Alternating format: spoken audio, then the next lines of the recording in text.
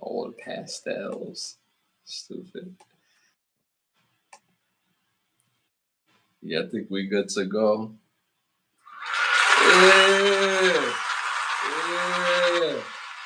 Yeah. What's good, y'all? What's good, y'all? What's good, y'all? What's great? Thank y'all for tuning in to another episode of Can the Brothers Get a Rap podcast. I'm your host, Ashley Lovechild. I'm joined by my co-host, my brother from another mother. Blood couldn't make us any closer. One of the best photographers in the world. My brother Santana. Say something to the people. What's good? What's good? What's good? What's good? Appreciate y'all for tuning in. Y'all could have been anywhere else, but y'all here with us tonight. And for that, we thank you. And we got a jam-packed show for y'all. And we're going to get right into it. You heard? You heard, man. You heard, you heard, you heard, you heard, you heard. Yo, it's been a crazy, crazy week, crazy day. We're going to have a lot of fun tonight. Energy just, you know what I'm saying? Y'all see the shirt, though. You know what I'm saying? Y'all, that lets you know where I'm at with it tonight. You know what I'm saying? Y'all see the shirt. You know what I'm saying? Very adventurous. Fire shirt, though, by the way. This is Ralph Lauren over here. You know what I'm saying? This is what I do. But, you know what I'm saying? It shows my mood. You know what I'm saying? Y'all see it. You see the hair flowing, and y'all see the shirt. So that lets y'all know where we at with it tonight. All right, y'all. Y'all already know what time it is. This I'm word fumbling already. This show is presented by Button Snap, so you get the finest of movies, shows, documentary, and original content for your viewing pleasure of $4.99. We on the road to 20,000 subscribers. We at a little over 11,000 subscribers. So continue to support, like, subscribe, share, hit that all notification because you just never know when we're gonna pop up and give you that good energy, give you that medicine, give you that food. Also, we got some exclusive tickets hitting tonight, so we're gonna be blessing a couple people with some exclusive surprise tickets, depending, how they engage. Shout out to some of our day ones that's already in the building. We got badge holders in the building already, bro. Shout out to Rowan Jack. Man, Rowan Jack, solid, man. As always, man. Big, big, big contributor to the show. He just gifted y'all with some blessings. He just gifted y'all with some memberships. Shout out again to Rowan Jack. He's been amazing. Shout out. And some thank yous are in order for those who we blessed with some memberships. Thank that man, because that man then blessed y'all with some memberships. Different memberships, different accesses, so y'all be able to get in tune to some fire content and some other cool stuff. Shout out to Lisa BB in the building. Shout out to Winter Breeze in the building. Shout out to King Prince in the building. One of our badge holders. Shout out to Culture Talk in the building.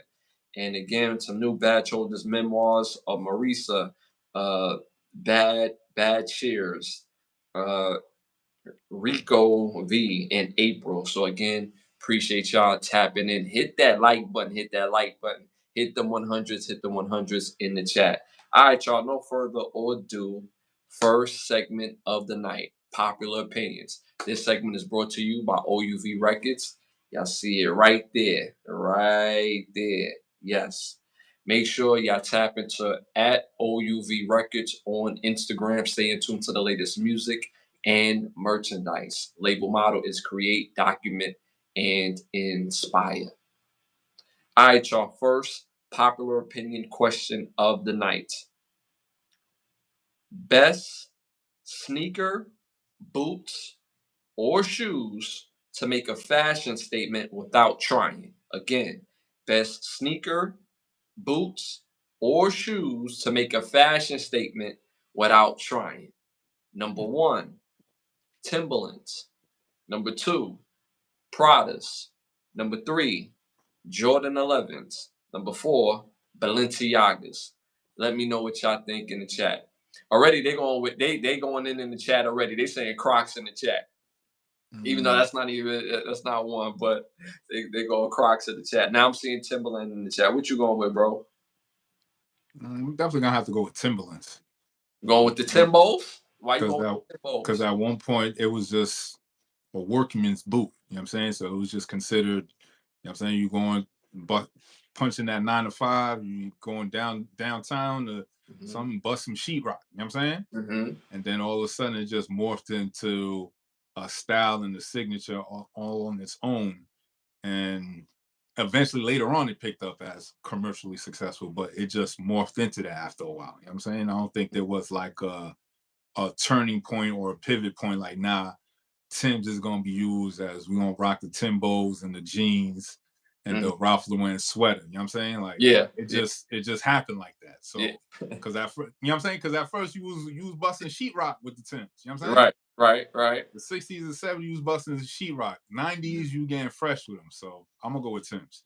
So you saying you could be on a construction site and go straight to happy hour? Not with them same Tims, but you know what I'm saying? You gotta switch the Tims up, but you definitely can go to happy hour with some Tims on. You know what I'm saying? Not the same Tims you was busting sheetrock with. You gotta switch. I don't want people to go in there like, nah, son said I could do this, but you walking around with mad dust. Nah, you can't.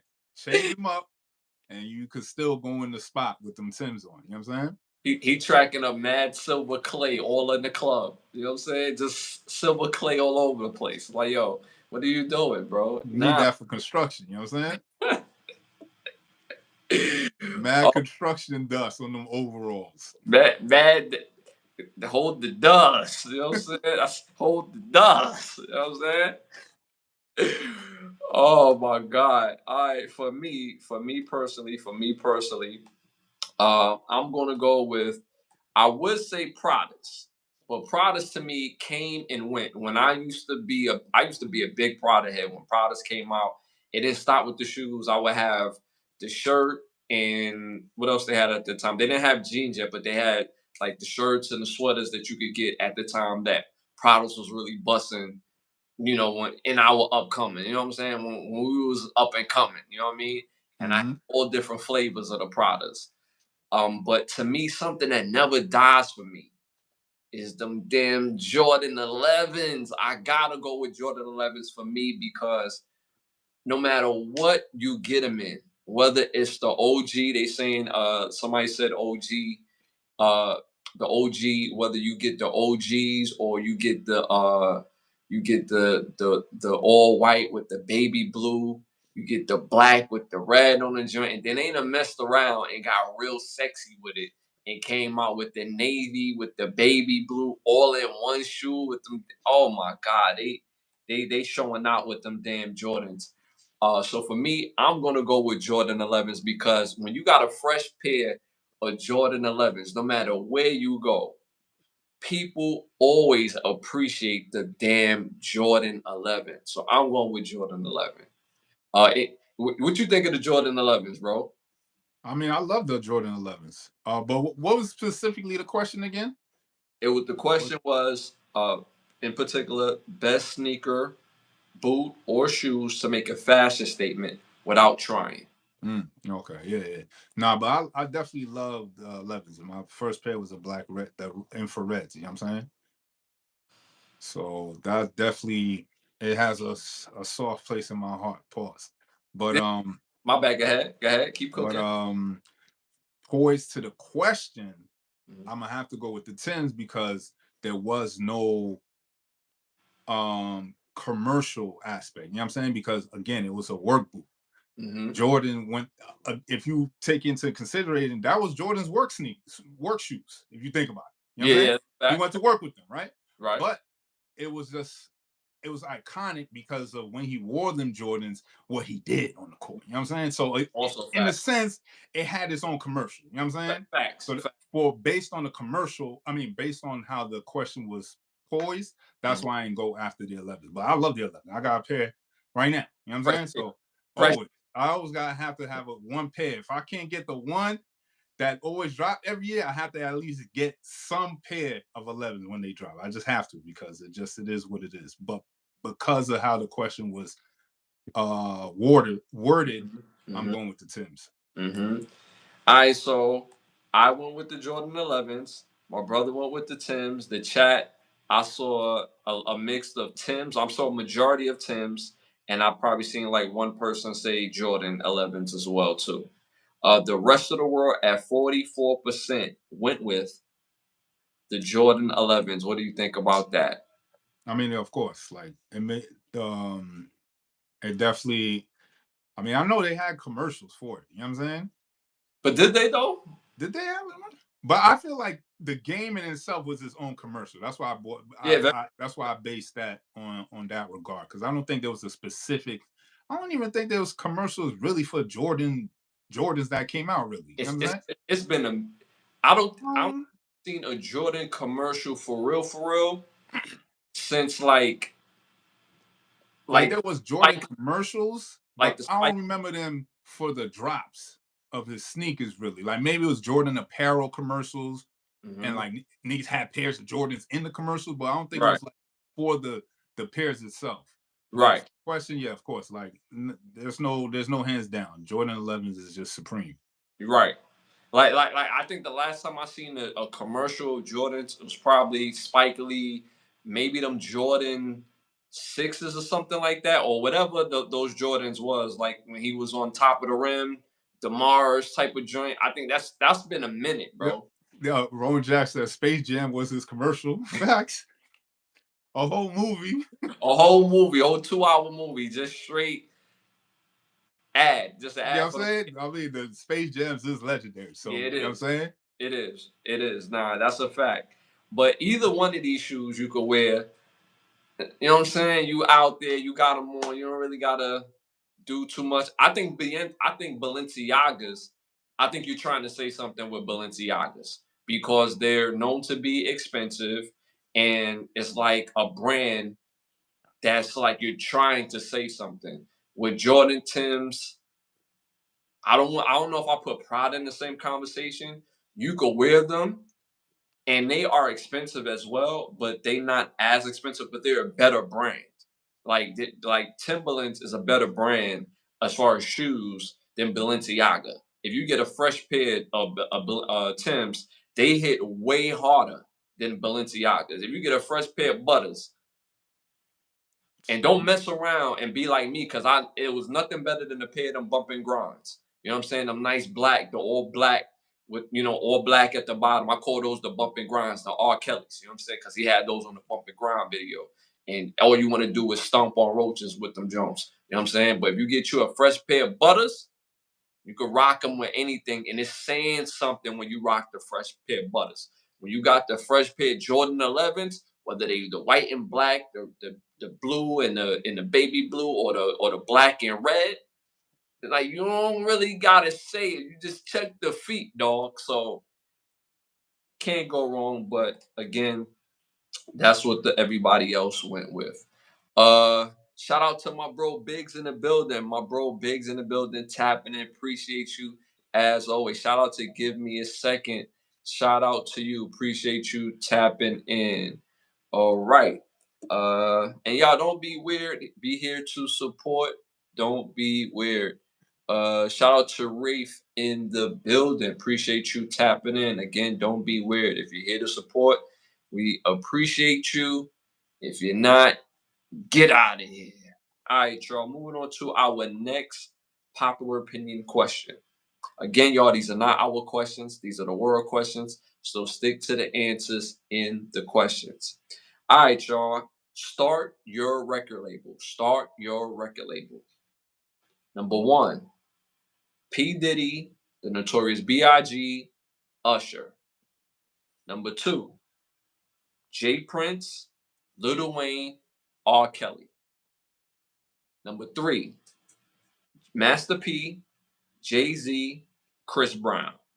So it's just those three.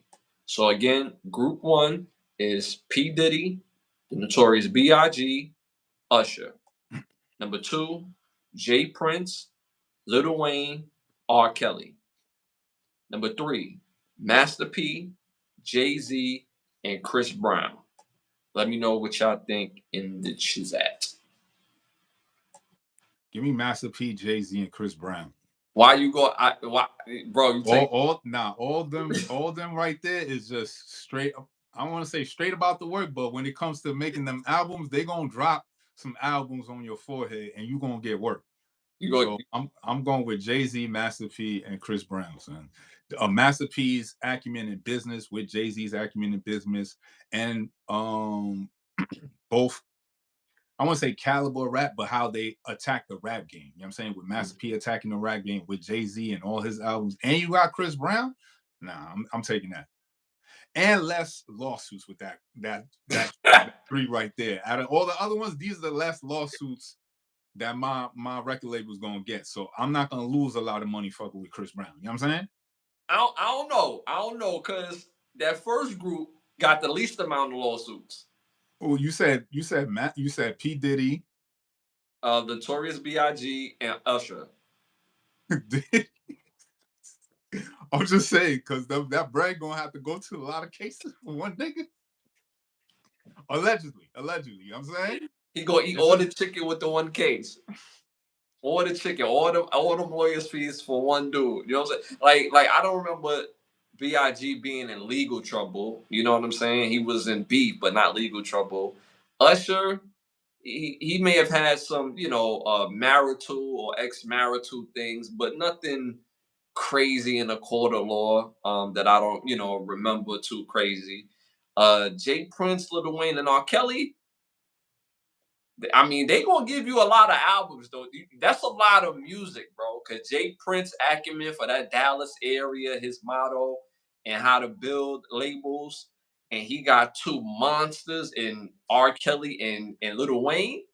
Yo, that's nothing but crazy albums right there. That's a lot of music, bro. They said R. Kelly dropped 30 albums. Well, I'm sorry, he wrote 30 albums in since he been in jail. I don't know how credible that is, but that's a lot of music, dog. That's all I'm saying. And we all know how Lil Wayne give it up with the dance tapes and albums. But I'm gonna have to agree with you, bro. And the chat anonymously went with three, which is Master P, Jay Z, Chris Brown for the same reasons you named. Master P's mindset and his drive is crazy. He had a whole bunch of albums, whole bunch of songs, but you pair him up with Jay Z, that's a whole lot of money on. That bag is looking crazy. Everybody getting to some paper, and then you got Chris Brown doing what he do, being crazy talented. He could rap, he could sing, he could dance. I'm going with three. I mean, you're not going to have as much lawsuits, but you're going to have some big lawsuits. You know what I'm saying? So, yeah, I mean, I ain't trying to bring up the past, you know what I mean? But it's going to be something there. But overall, I'll go with three. The chat went with three. You went with three. The rest of the world at 35% went with three. Master P, Jay Z, and Chris Brown. What do you think about that? I mean, everybody want a successful record label. You know what I'm saying? That's what we all in agreement on. Let's get to the money on, get to this music, and get this paper so everybody can eat. You know what I'm saying? That's a fact. That's a fact. That's a fact. Um, and you know what's like crazy about all this right here is that as uberly talented, if we just went by just the music by itself, I think we would probably go with a different choice, in my opinion. But obviously, it was like the head of a label, a rapper, and an R&B singer. But Jay Z, Chris Brown, that's a hell of a duo to start your label. So, uh, that's like the second time that's happened where both you and I, the chat, and the rest of the world agreed on the same thing. Out of Mhm. 141 shows, y'all, 141 shows.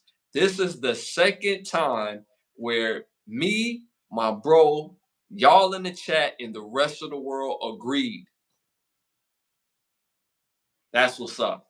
All right, moving on to our next segment. Hollywood Need to Ask Us. We came up with this segment because Hollywood has given us a lot of movies that has no imagination, no creativity. So we got better ideas for a movie or show. You want to start this one off? My Hollywood needs to ask us. I want a documentary series about the death of the nightlife. I want to see how, you know what I'm saying? We want to go through the histories and the decades of how the nightlife was. how certain things about the nightlife, I mean, red tape, I'm saying, certain aspects that you would only get from the nightlife and stuff. Bottle service. At one point, you had the coat check. You know what I'm saying? Yeah. Yeah. Sometimes you didn't even want to bring your coat because you didn't want to wait on that line. So he's like, "Yo, we just gonna try to find parking mad close to the club, so we could be like a block away." You know what I'm And, saying? So that and, was part of the strategy that never worked. mhm. You know what I'm saying? But and, and be we shim- tried it. You know what I'm saying? and be shimmering the whole Frigid. frigid. You know what I'm saying?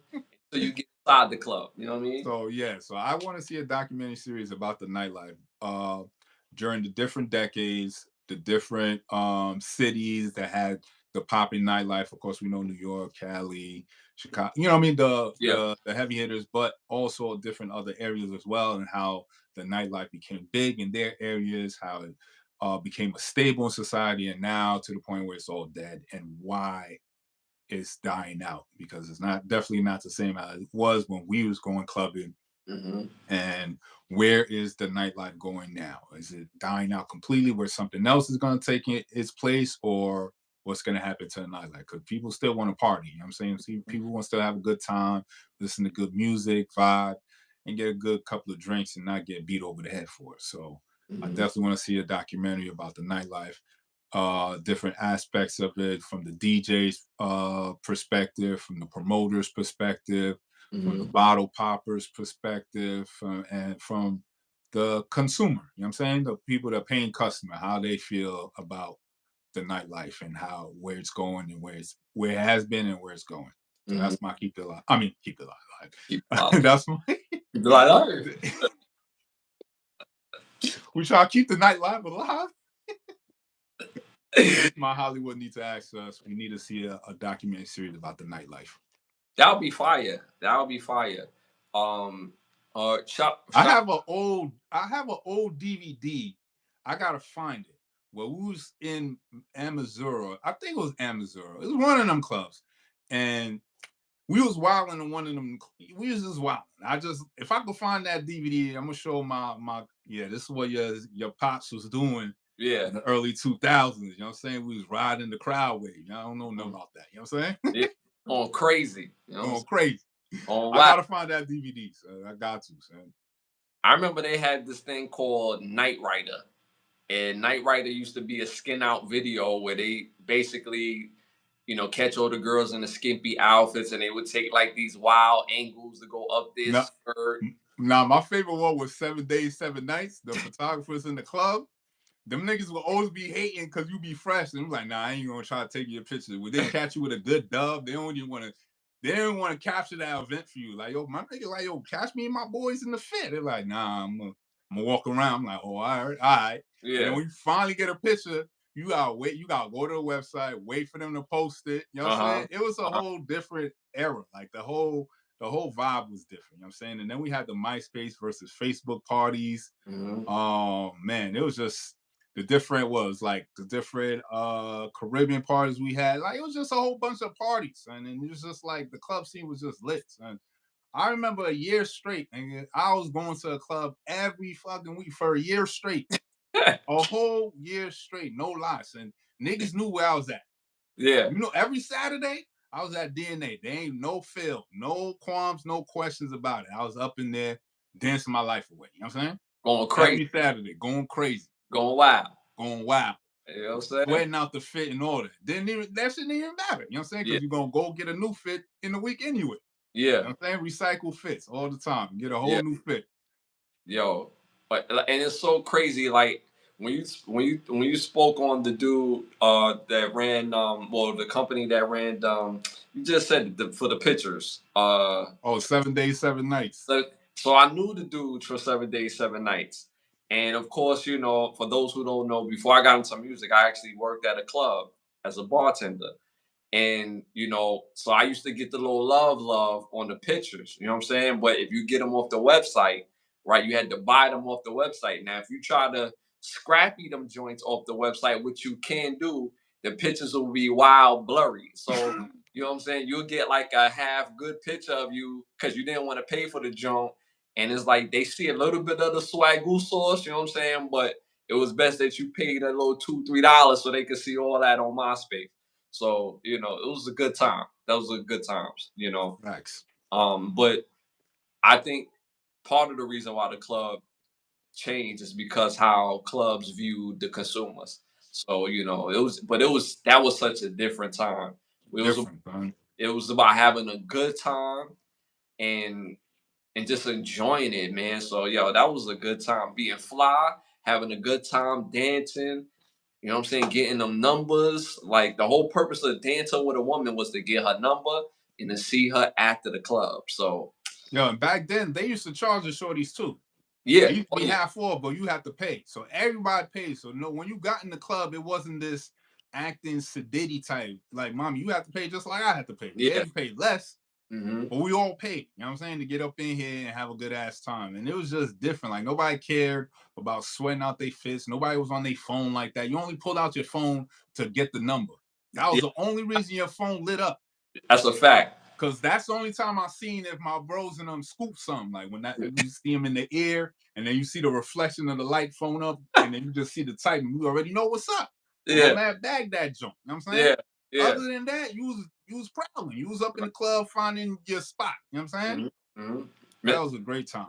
Correction, we bagged that junk. You know what I'm saying? Because once you bag it, she off limits for me. You know what I'm saying? So we bagged that junk. You know what I'm saying? It was a team effort. You know what I'm saying? We all Fact. shine. You know what I'm saying? Cause she had a friend right there, like, oh, where he got her? Let me entertain her friend so she not bored You and try feel to me? cock block. Hey, what's up? What you doing? You feel Come me? over here. Let me talk to you. That's all I'm saying. And then it was crazy. It used to be free before 12. So, Facts. you know, being that I used to be a bartender, y'all, so it's so funny, right? That line will be packed of chicks, right? Packed, right? And it will be one dude, just one dude in that trying to get in there free before 12, but obviously he couldn't get in for free. He still had to pay, but he paid the lowest amount it would cost to get into the club. But the ladies got theirs in for free, but it'll be that one dude, and there's always a different dude.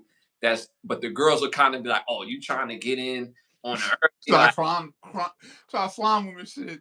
you know what I'm saying? Like you not in here getting in here for free. And I used to see the women kind of whoever the guy was that got there early. Like, I can't believe this guy's here early. Like, yo, man, you trying to get in for free? He trying to get in for the low. Fact. What's Yo, I the remember when we tried to get into the palace for $5 and niggas wasn't trying to even let us in for the five. you know what I'm saying? I'm Like that, like, yo, come on, son. I'm like not trying to pay the 10. Let me get in for the five. Son. What's ah, up? I got $4. What's happening? You Yo, know. we college students. You know what I'm saying? I got 450 for you, bro. What's up? But see, for those who don't know, to differentiate it, that was a college club. Yeah, that was college. That was That was different. college, and on the college campus, them college clubs, it cost you about $4 or $5 to get in, and the club be popping. You know what I'm saying? Popping. At least at that time. And Oh yeah, and, popping. Good and if times. if you had to pay more than five, you lost it. It was like, what? More than five? Nah, Like, not for the palace, blood. Not doing it. you know how far $5 go in college? Nah, Back then, oh man, that was different back then. different times. Five But dollars would on a gas tank. $5 last you a week back then. that's wild. Wholeheartedly, $5. I swear to God. That's wild. That's wild. Back then, Yeah, yes. that's wild. That's wild. And but the club that I'm talking about is this is back home. Now we home. So that free before 12 for the ladies hit different because the guys had to pay 20. But I used to be looking at the ladies like, yo, how you judge him when in a couple hours from now you're gonna be looking to get a drink and for him to buy you a drink. So like how you gonna try to slam the homie? So which Oh, is and let's not forget. I totally forgot. Let's not forget the teen clubs because we had teen clubs too. We had right. GX Theater in Queens. Mm-hmm. So I used to party since we was in high school. You know what I'm saying? So this go way back. I'm talking about 2000. We've Mm-hmm. been partying since early 2000. GX Theater was my first experience of the club life, but it was for high school. You know what I'm saying? Uh-huh. So it was right in the hood. It was right by August Martin. So you had August Martin niggas. Then you have Far Rock niggas. Then you had the Shadyville niggas. Then you had it was just a whole plethora of different hoods of niggas. You know what I'm Yeah. saying? all in this spot trying to get dubs. You know what I'm saying? Coming to party, trying to party. You know what I'm saying? trying to dance with some soft legs. You know what I'm saying? Shout out to them. You know and this is early 2000 when it's like Fabulous, Jadakiss. This is shit we dancing to. You know what I'm saying? Yeah. Mad thug gangster. Mad thugness. You know what I'm saying? And we in there getting it popping. You know what I'm saying? Toe hopping and all that. You know what I'm saying? Good Oh times. my Man. God. Nothing but the good times. Shout out again to Rowan Jack. No joke. Yeah, shout out to Biggs. Them Temptation days used to go ham. Them 7 a.m. days and shit. When niggas used to leave at 7. Yo, we pulled the whole shift in the club. See, for those who don't know about Club Temptations in Brooklyn, we used to be a club that literally used to be open. And for those who live in other states, y'all probably won't believe me. But because my bro is here, we got people in the chat. They used to come to Club Temptations, work at Club Temptations as well. We literally used to close literally at 8 in the morning. Literally. We'll be open from 12 to 4 as far as the bar, right? Then we took like a little 20-minute, 30-minute break only because the police came in there just to make sure that the bar was closed. So now once they leave, the owner was like, get y'all ass back behind the bar. You know what I'm saying? Facts. Some money to be made. You know what I'm saying? You know what I'm saying? For like another hot hour. You know what I'm saying? Then we cut off the hard alcohol, and then we did like beer, and then the wine coolers, and then soda and water, so on and so forth. But we did not get off literally until 7. Of course, clean up, being part of clean up a little bit. So 7:30. You know what I'm saying? And that was every weekend and during the week. So. And people dead would not leave. Like they will still be on the floor at 7:30 a.m. dubbing, trying to get that last little wine. And so, you know what I'm saying? Like they could whisper something in Shorty ear to get her back to the crib. So that last chance, you know what I'm saying? That last dance, you know what I'm saying?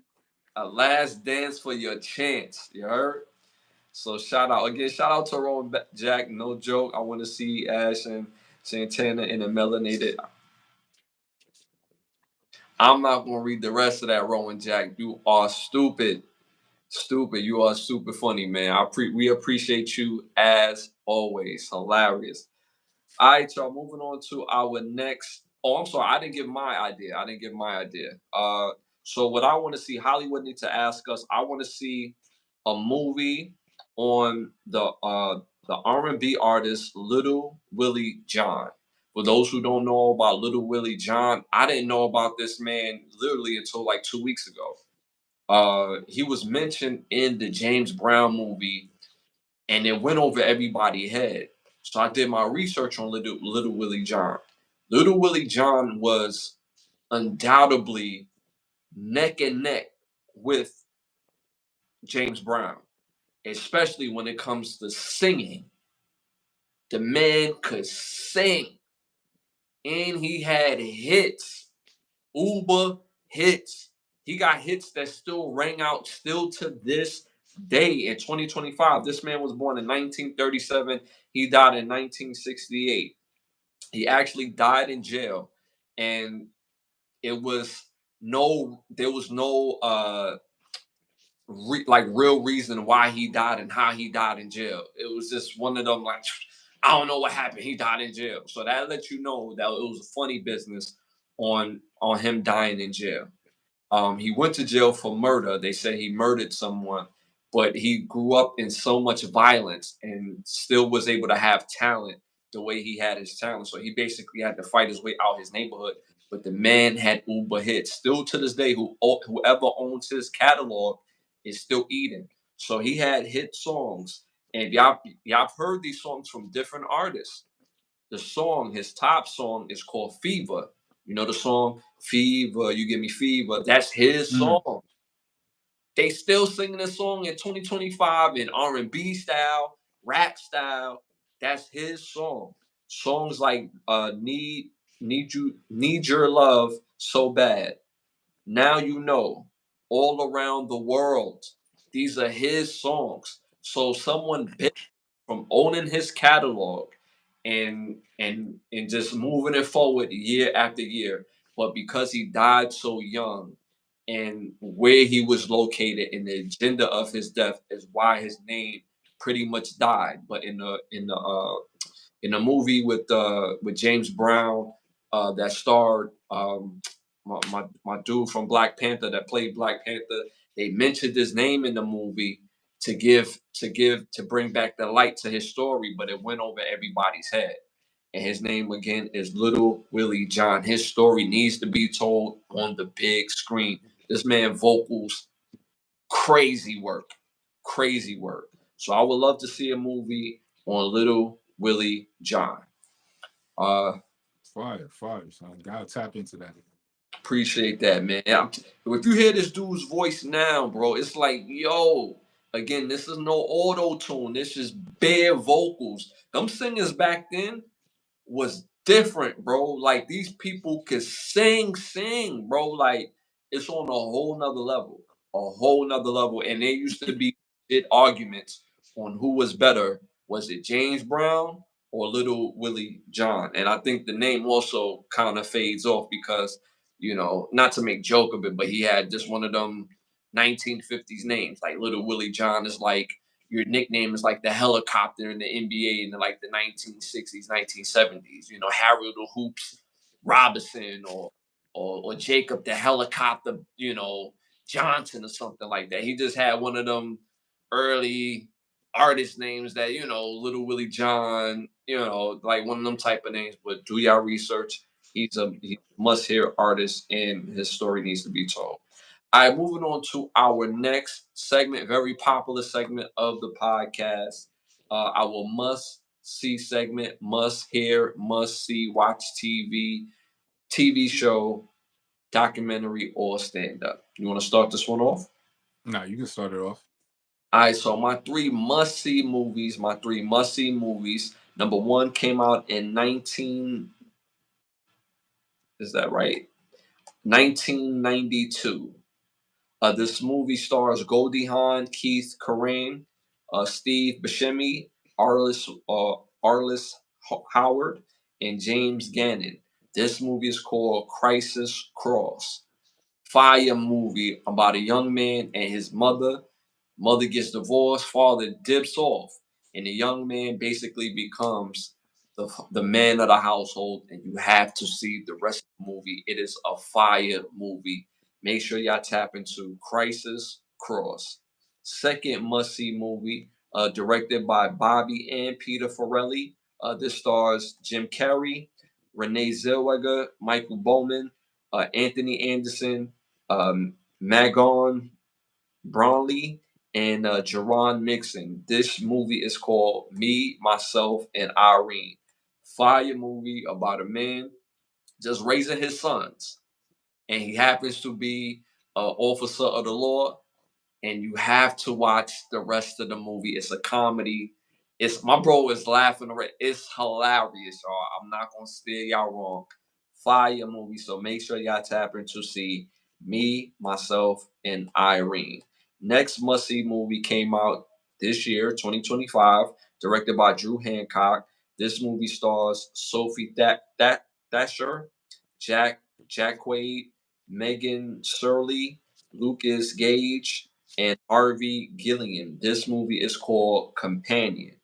Fire movie, great concept about a young lady who has a relationship with a man, and you have to see the rest of the movie. I can't give y'all anything else, or I'm gonna ruin it. So make sure y'all tap in to see Companion. So my three must see movies again is Companion, Me, Myself, and Irene, and Crisis Cross. So make sure y'all tap into those movies. Any of those stick out to you?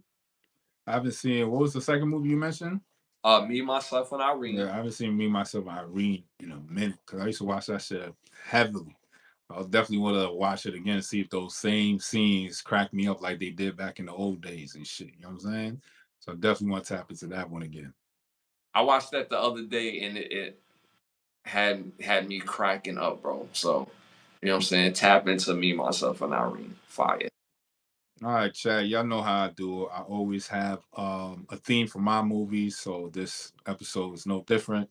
So this theme this week is movies about insane asylums. So these movies have an insane asylum as part of the character of the movie. So it's a major part plot point of the movie, as the backdrop being the insane asylum, right? So the first movie on the list is Shutter Island. Came out 2010. Stars Leonardo DiCaprio, Mark Ruffalo, Ben Kingsley, Michelle Williams, Emily Mortimer, Max von Sydow, Patricia Clarkson, Jackie Earl Haley, and Ted Levine. It's about these two police officers that are tasked of finding this missing patient that somehow gone missing in this island called Shutter Island, and you gotta watch the rest of the movie to find out how the investigation goes. Fire movie right there. Can't go wrong with Leonardo DiCaprio. That's a Next on the list, that's a fire. This is a fire one for sure. Shutter Island. Next on the list is A Cure for Wellness. Came out in 2016. Stars Dan DeHaan, Maya Goth, Jason Isaacs, Celia Armin, Harry Gorner, Natalie Burbridge, Susan Savant, Io Nandi, Go pause, Gone Hard, pause, Goose. Wild, crazy name. That's just Eric Todd, Carl Lumbly, and Rebecca Street. It's about this owner of this Fortune 500 company who goes missing, and this top executive is tasked to go find him in the Swiss Alps. And when he finally gets to the Swiss Alps, has an accident, you gotta find out what happens next. Fire movie right here. One of the creepiest ones about the same asylums, and it's like damn near creepy as hell. So you gotta tap into that one. My last one on the list is called Gothica. Came out 2003. Stars Halle Berry, Robert Downey Jr., Penelope Cruz, Charles S. Dutton, Bernard Hill, John Carroll Lynch, Kathleen Mackie, Dorian Haywood, Andrea Sheldon, Bronwyn Mantel, Amy Sloan, and Michelle Peering. About the psychiatrist who has this episode, and you gotta watch the rest of the movie, see how the same asylum plays in this movie. Definitely fire movies. One of Halle Berry's top movies, I want to say. Like she definitely played her ass off in this horror. And yeah. it's one of her top movies. I want to say in her movieography. So my insane asylum choices are Gothica, A Cure for Wellness, and then Shutter Island. Yo, Gothica, fire movie. But I must say this: for some reason, every time I watch Gothica, it always give me porno vibes. For some reason, just like something gonna bust out at any time, any more. You know what I'm saying? Like I wouldn't be surprised if there was parties on the set because it just give me a little porno vibe. You know what I'm saying? And a couple of actors on there was like, nah, you acting this scene a little too real for me. Like, nah, this seemed like this be like your extramarital affair type shit. Like, nah, you know what I'm saying? Like, you just Yeah, acting this a little too good. You know what I'm saying? yeah, yeah, yeah, Nah, you know what I'm saying? yeah, yeah. Gothica's a fire movie, but every time like yo, somebody, y'all see it. I don't want to ruin it, but yo, dope movies. Make sure y'all tap in. Shutter Island is a classic as well. All right, y'all. Moving on to our must hear. Y'all know my must hears. I'm on a different vibration, so I'm giving y'all music that y'all probably never heard of or y'all forgot about, and these are must hear. You know what I'm saying? I'm a open up your palette. All right. So my must hear artists, put these three songs on your playlist. Put these are must have songs on your playlist. My feature artist is Guy. Guy is architected by Teddy Riley, who architect basically a whole sound in the genre, which is called mental, aka New Jack Swing, terms of why we even got the movie called New Jack City. It actually all stemmed from Teddy Riley. New Jack City was actually Teddy Riley's idea of a movie. So, and it trickled down into the music. So that's why that music and that imagery was so popping at that time. But Guy in particular, who also performed in New Jack City, these are the three songs you must put on your playlist for Guy. Number one, let's chill. Number 2, you probably hear it all the time on TikTok, but didn't realize it was Guy. It's called Goodbye Love. And number 3, Piece of My Love.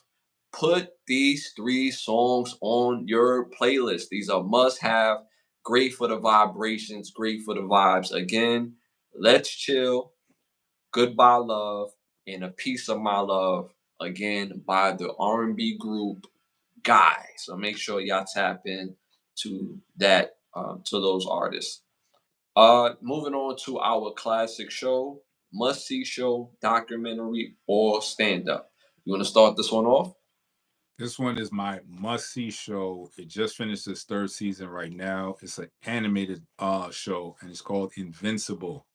It's on prime time right now. It's a fire anime. Again, it's 3 seasons in, and it's just pure plethora of just top tier anime. You know what I'm saying? Starring the voice actors are Steve Yen, Mark Hamill, Jillian Jacobs, Lauren Cohen, Seth Rogen, Ross McQuown, Zachary Quintano, J.K. Simmons, Kevin Michael Richardson, and Michael Cuditz. And it's based on a comic book by the same name, so he adapted the comic book storyline to the big screen. I mean, to prime time, and this animated version is, I mean, it's very, very, very good. Like the superhero concepts on it, on what it means to be a hero, like when you have a certain guideline you're not trying to push, and these characters and storylines definitely push the boundaries, and the gore is top tier insane. I mean, blood and guts and all that. It don't hold back, and it's just one of the realest depictions um of a comic book I've seen thus far. It definitely holds its weight. So definitely tap into Invincible. Yo, fire show. Make sure y'all tap in and watch that show, man. Y'all gotta see it. It's a must have show. Shout out to Solo Slim. The New Jack Swing era was also in the golden era of rap and basketball. That is an absolute fact. That's why it still hits still to this day, man. It's a great era. Make sure y'all tap in. And for all of y'all, for y'all first time here, we're on every Sunday, every Thursday at 10:30, y'all. Shout out to Justice that just tapped in. Appreciate you tapping in. All right, my must see show, classic show, documentary, or stand up. Y'all must see the stand up by Martin Lawrence called You're So Crazy. Came out in 1994. This is, in my opinion, Martin's funniest stand up show that he's done. The jokes were so fire at the time because this is around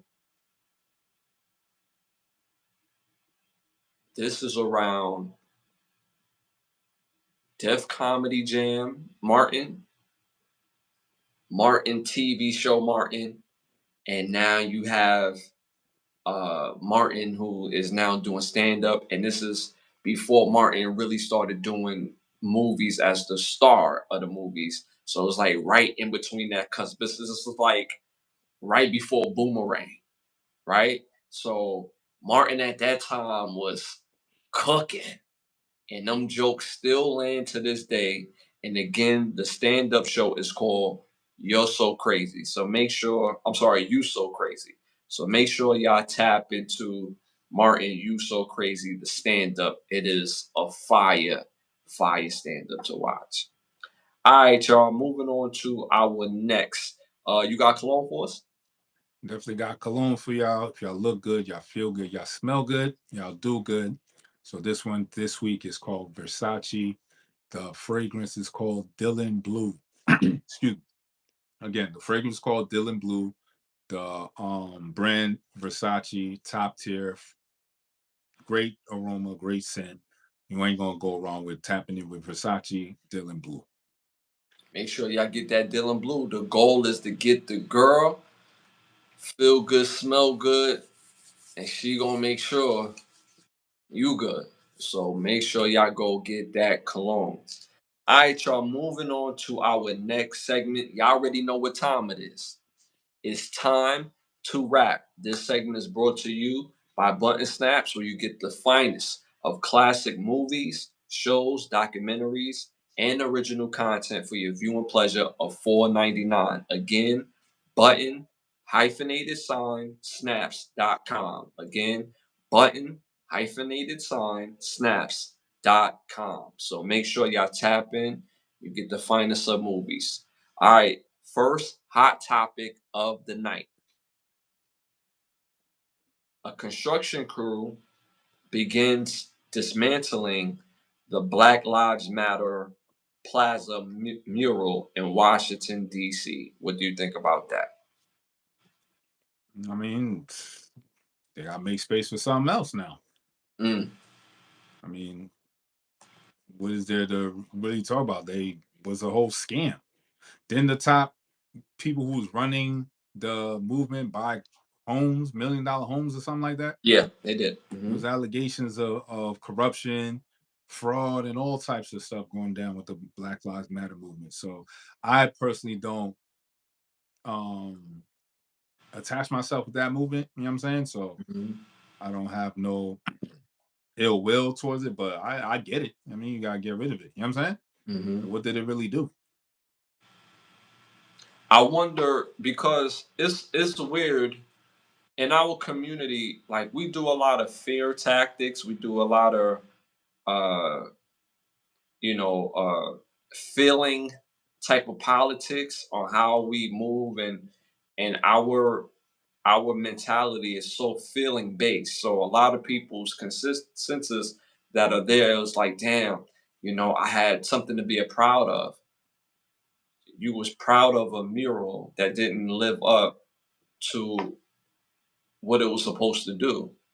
Like the whole, and y'all know I hate saying the word black because that's not what we are. We're not three-fifths of a people or a person. So at the end of the day, what it was set up to do, and we start seeing the wheels fall off of the actual movement of the people who ran um, Black Lives Matter movement.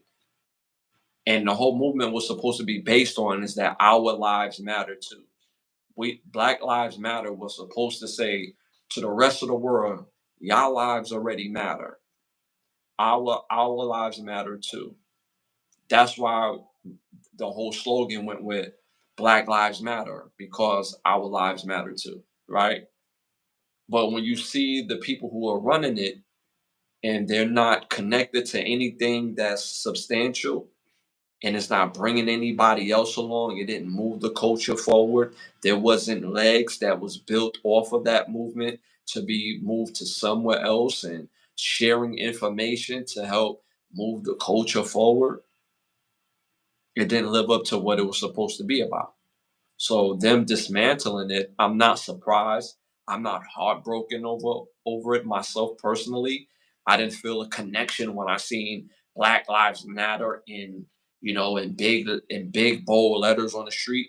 I'd rather you show me that Black Lives Matter than just to put a mural of it on the floor so that way I could be proud just by looking at it. What's the purpose of being proud just by looking at it if the reality is not that? I'd rather for the reality be what it is and for me to feel that within than to pause, than to just see something that's there. Facts. Like there was no real initiative that you could go and tap into and use that initiative to benefit yourself. Like, you know what I'm saying? No program, nothing like pamphlet, anything. Like, you know what I'm saying? Mhm. Like did nothing. And then on top of that, it's like Black Lives Matter. It's the rhetoric of black. And you can't even like I have a sixth edition law dictionary and you can't find the word black the by itself, the word black. It doesn't even exist. You know what I'm saying? Mhm. So now in the legal in the legal sense, you're saying Black Lives Matter, but the word black doesn't even exist in the legal dictionary. You know what I'm saying? It's Mhm. not going to be the word black by itself. It's say like black ball, black acre, or something, but it's not. I cannot find the word black in the legal dictionary. So by that, in my mind, it means that there is no definition for black. So when you're talking about Black Lives Matter, legally, you're talking about a nonfiction. Mhm. You know what I'm saying? Mhm. So there is no remedy and reparation for a fiction that doesn't exist. No matter how you feel about it, legally it does not exist. So we attaching ourselves to something that doesn't exist and having a feeling behind it and expect a result. How? You know what I'm saying?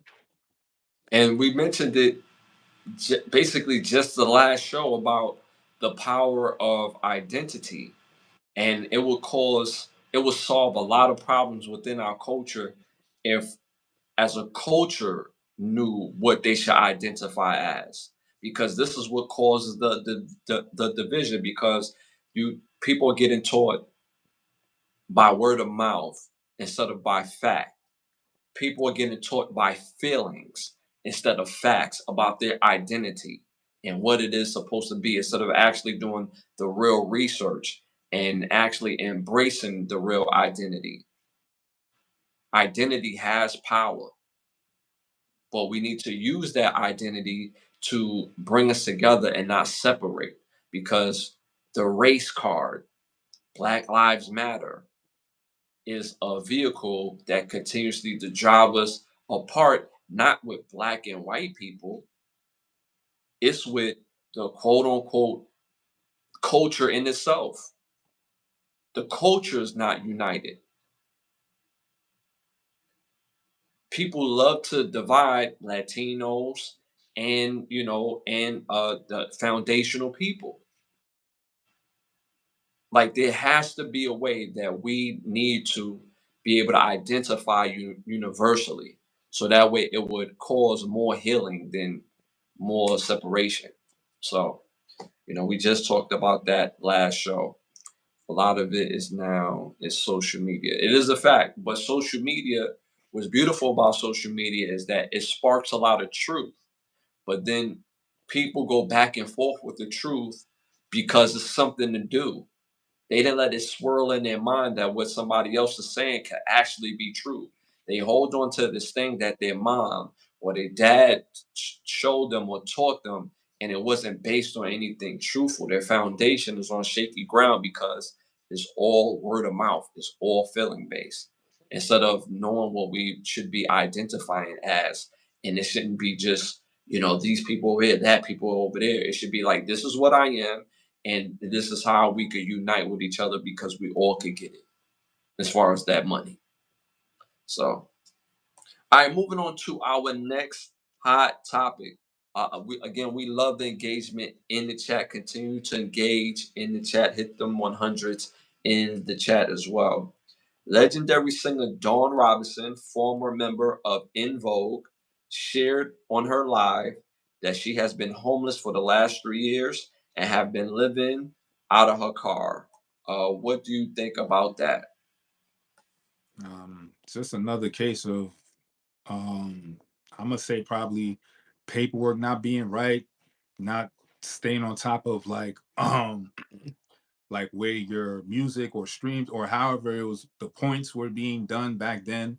You didn't keep on top of that, or you just let your financial advisor gas you up and let you know like everything's fine, and you didn't make sure and stay on top of your affairs. Is that, I'm saying, is like looking on it is like too many of our quote unquote greats are always falling on hard times. But when there was up, like where was the focus on paperwork then? Where was the focus on structure? Because I'm pretty sure you would have had you would have had a long career, and then the money would have been longer too because you would have focused on where it's going as opposed to letting other people do it. I think that's more so on the aspect of how these artists like sign these contracts or not paying attention, because it's like, how you sold millions, how, you know what I'm saying, unless you're not paying attention to the contracts. I mean, let me know, because it's like if you've had millions and millions of songs um over the years and albums for, you know what I'm saying, that made major numbers, and you're not, like, how you not staying on top of it? Like, can you explain how somebody cannot stay on top of their paperwork or allow something like this to slip? Because me, on my, these are all opinion based, but you in the industry, you know what I'm saying? So Mhm. I'm just an opinion based person on the aspect, looking on the outside looking in, like, Mhm. tell me, how could this happen, you know what I'm saying? Mismanagement with money. And then that's my always go to. It's like, what happened when the paperwork was first drawn up? Mm-hmm. Who was there with y'all? You know what I'm saying? Mm-hmm. Because it's like once you sign that contract, just because you like fulfill it or the contract after 5 years, they're not changing the contract. They're Mm-hmm. gonna go and restructure it. Mm-hmm. You know what I'm saying? You're not getting a whole new contract, meaning they're not ripping up this old one like, all right, we're gonna start this brand new one right here. No, they're gonna restructure that original. You know what I'm saying? Mm-hmm. So it's like if the initial talks when y'all initially were signing, it's who was around y'all. You know what I'm saying? Who was there to be in your best interest in the long run, Mm-hmm. not right then and there when y'all signing, because that don't matter when you sign. It's in the long run. Because Mm-hmm. obviously all the other people knew about the long run game. Mm-hmm. Everybody else knew about it, but y'all. Why is that? Music is always great, but it's always we fall off on the business aspect. If you focus on the business, even if you was a half-ass rapper, you probably be all right. Mm-hmm. Right. I'm just saying, if the business part of it before you even start was on point, everything was dotted, T's was crossed, all that stuff, and you go in just regularly, eventually you probably be lit because it's a long game. It's not short term. It's all long game at the end of the day. Because you just mentioned it with the artist Willie John. Well, yep. I Now, if was his about to paperwork was go straight, there. his family be good. Mm-hmm. But I'm pretty sure in those times, your paperwork, these niggas was not thinking about no paperwork. Because Mm-hmm. back then in the 50s, it was run by the mob. So you not looking at, they strong arming you, somebody holding your baby, and yo, you better sign this. Mm-hmm. So there was no time to read documents and look up this word, or I'm going to get back to you in 20. No. You sign it right here and now, sometimes forcefully. You know what I'm saying? Right. So And I you think that same practice stopped? No. It's just different players is doing it. It's the same game, and then it's always the same results, and everybody looking like, "Oh my God, it's a tragedy." Huh. But we have so many people come in the industry, and nobody putting nobody on game. Y'all talk to each other, but y'all can talk to each other and diss each other, but when it comes down to business, nobody talk to each other. mm-hmm. That's weird. What do y'all do at these parties? What do y'all don't exchange information like, yo, my last advisor fucked me over. What happened with your financial? Oh yeah, yo, let's get together tomorrow. Do y'all do that? So Or am I bugging? You know what I'm saying? not bugging at all. So right off the bat, right? They share the same financial advisors. That's already a conflict of interest, but nobody questioning that. How are you working for this nigga and then also working for me? How? Right. So they would share they would share financial advisors. I was gonna mention the whole thing about Little Willie John because he dropped his hit records in 1956, Fever. That that song is still eating in 2025. They still counting that number. They still counting that somewhere. Somebody still counting it the old way. While Check. it's still Check. playing in the new ways of all that, it's still being streamed, it's still being counted, but somebody somewhere in the deeps of the record room counting. They counting that bread. So imagine his blood, sweat, and tears that his family could have benefited off of. Mind you, he died when he was 30. From 1956, the song came out. We in 2025, and that song is still eating. That song is still generating at least a high six figure every year. Every year, because there's instruments from that song in current songs. The vocals is in songs from that time as well. The lyrics, and this was all Little Willie John. So going to Dawn Robinson, mind you, she was an In Vogue. For those who don't remember, when I was a little boy, a long time ago, yes, a long time ago, In Vogue was popping. They came very, very close. They was almost on the same level as Whitney Houston when it came to popularity. That was their trajectory because instead of one melanated sister, you had four sexy chocolate women that could sing, that could move, and they wasn't ratchet. They was on some diva type of vibe. And at that time, that sold very well because you had, the veteran artists at that time was Anita Baker, Patti LaBelle, Gladys Knight. I don't want to miss nobody, but I'm missing somebody right now. I can't believe I'm messing up her name, forgetting her name right now. But you had two more ladies that I can't think of their name right this second that should be on that list. So In Vogue was the younger version of them, but they was in a group and they was killing it. World tours. I remember my dad did their photo shoot. My dad used to do photography as well, and he did their photo shoot. These women was on top of the game for a long time, and of course they broke up, and one went on to another group called Lucy Pearl, which is Dawn Robinson, and then she was able to do her own thing. So with that being said, being that she had access to the money for a long time, had access to making other moves outside of music, this is all mismanagement with money. Or the reason why you don't hear these people have conversations about, this particular person didn't do right by me, because they all share the same person. Back in them times in the 90s, the industry was ran very different with a very different mentality. One, as a consumer, we got the best music because 9 times out of 10, those artists was uberly talented. But because they was uberly talented, what the labels used to do is like, yo, we taking a chance on you. Nobody know who the hell you are. We don't know if you're going to be a star, which is very true. The label is taking a chance on them. The label is putting their dollars behind them, hoping that they're going to be something, hoping that they're going to get that grind. But there's a formula to getting somebody hot if you have the right connections, right? So being that was the case and they blew up, like you said, now that you blown up, when we signed this contract, giving you $1 million was a stretch. Now this is a reality, but at the same time, we could give you the million, but you earn 10 million. But the contract is for 1 million. And on top of that, you got to divide that with 4 people. Not to mention, you got to pay lawyer fee. You have to pay management fee.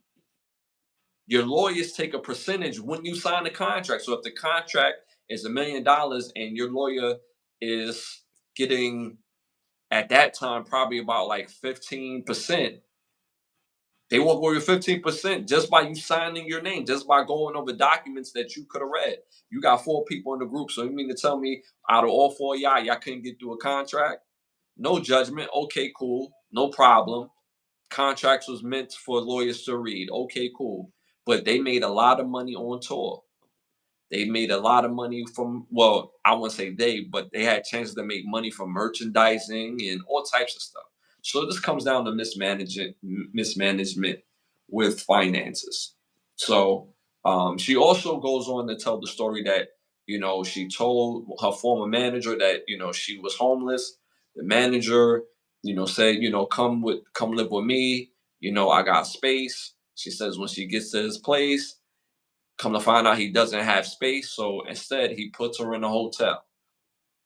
She starts getting mad with him because after a month or 2 months of staying in a hotel, that the hotel fees was getting expensive, but he wasn't necessarily stressing paying the hotel fee. She preferred for him to get her an apartment because that would be the cheaper route.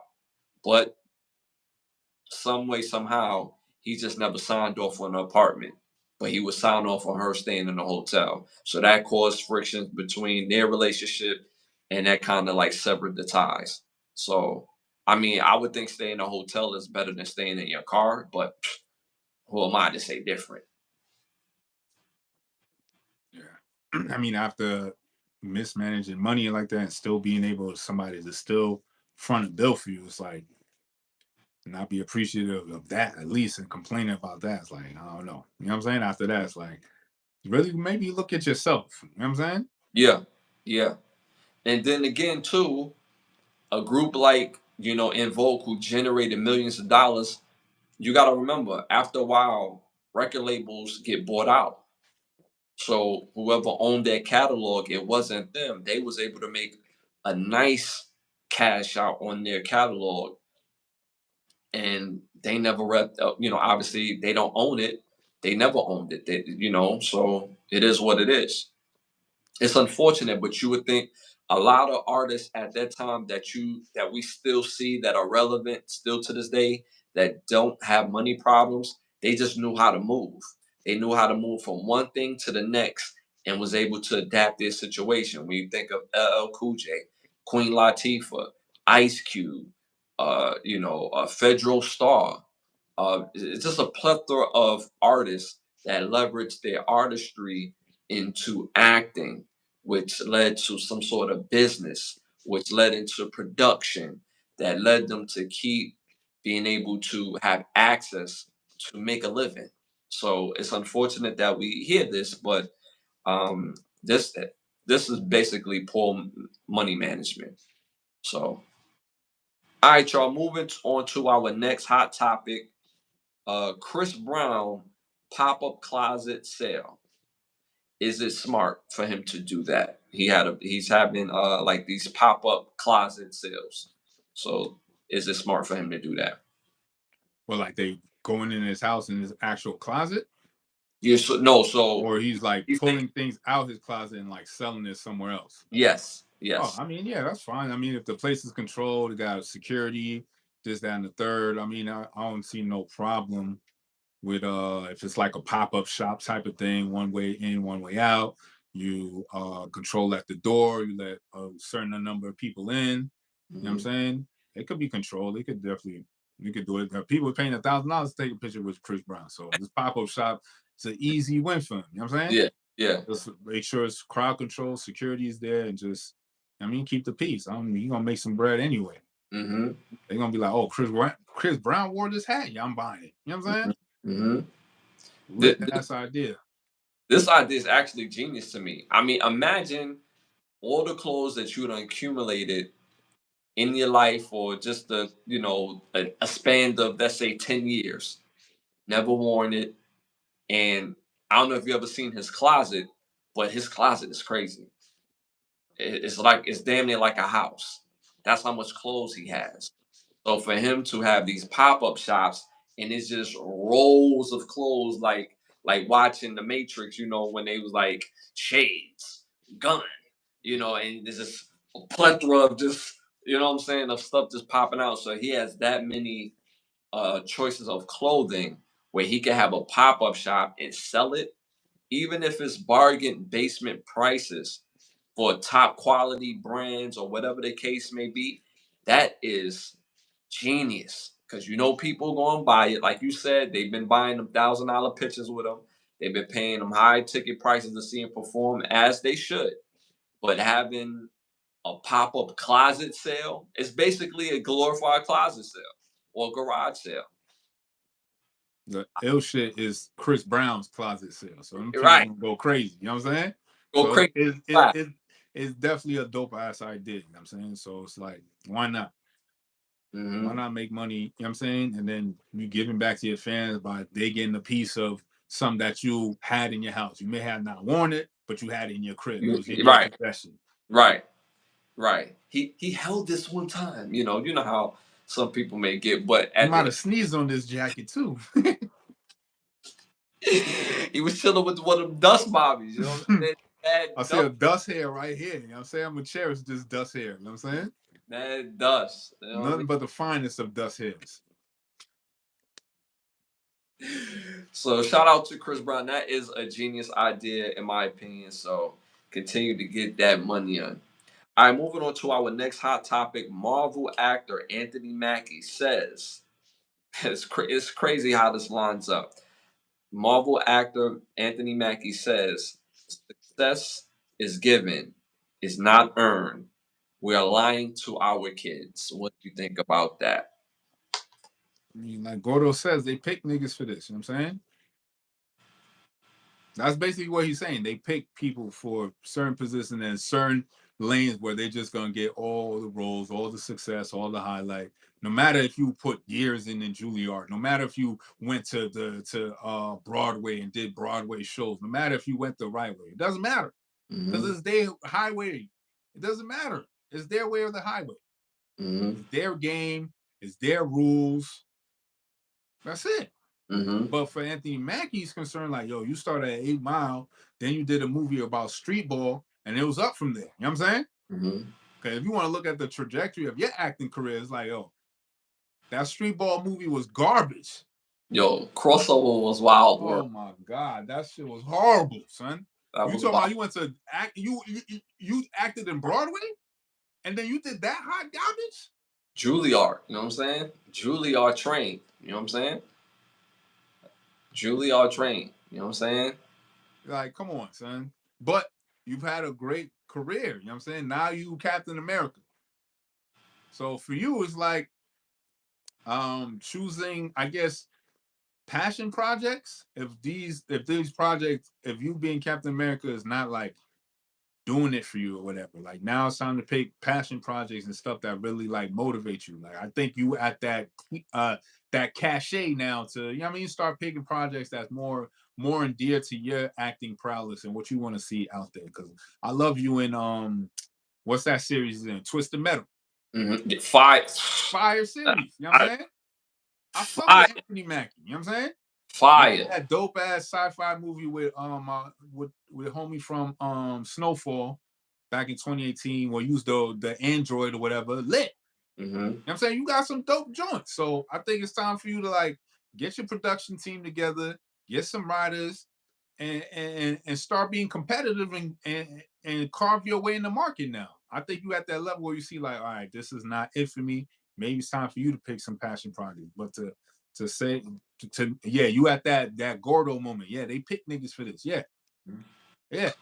Because his main thing Because was think about it, like how the hell I'm gonna go back to the 80s on this, not to cut you off. Because how the hell did what's his face? What's the actor that played in them cop movies, the funny cop movies that the oh my God, what's that joint?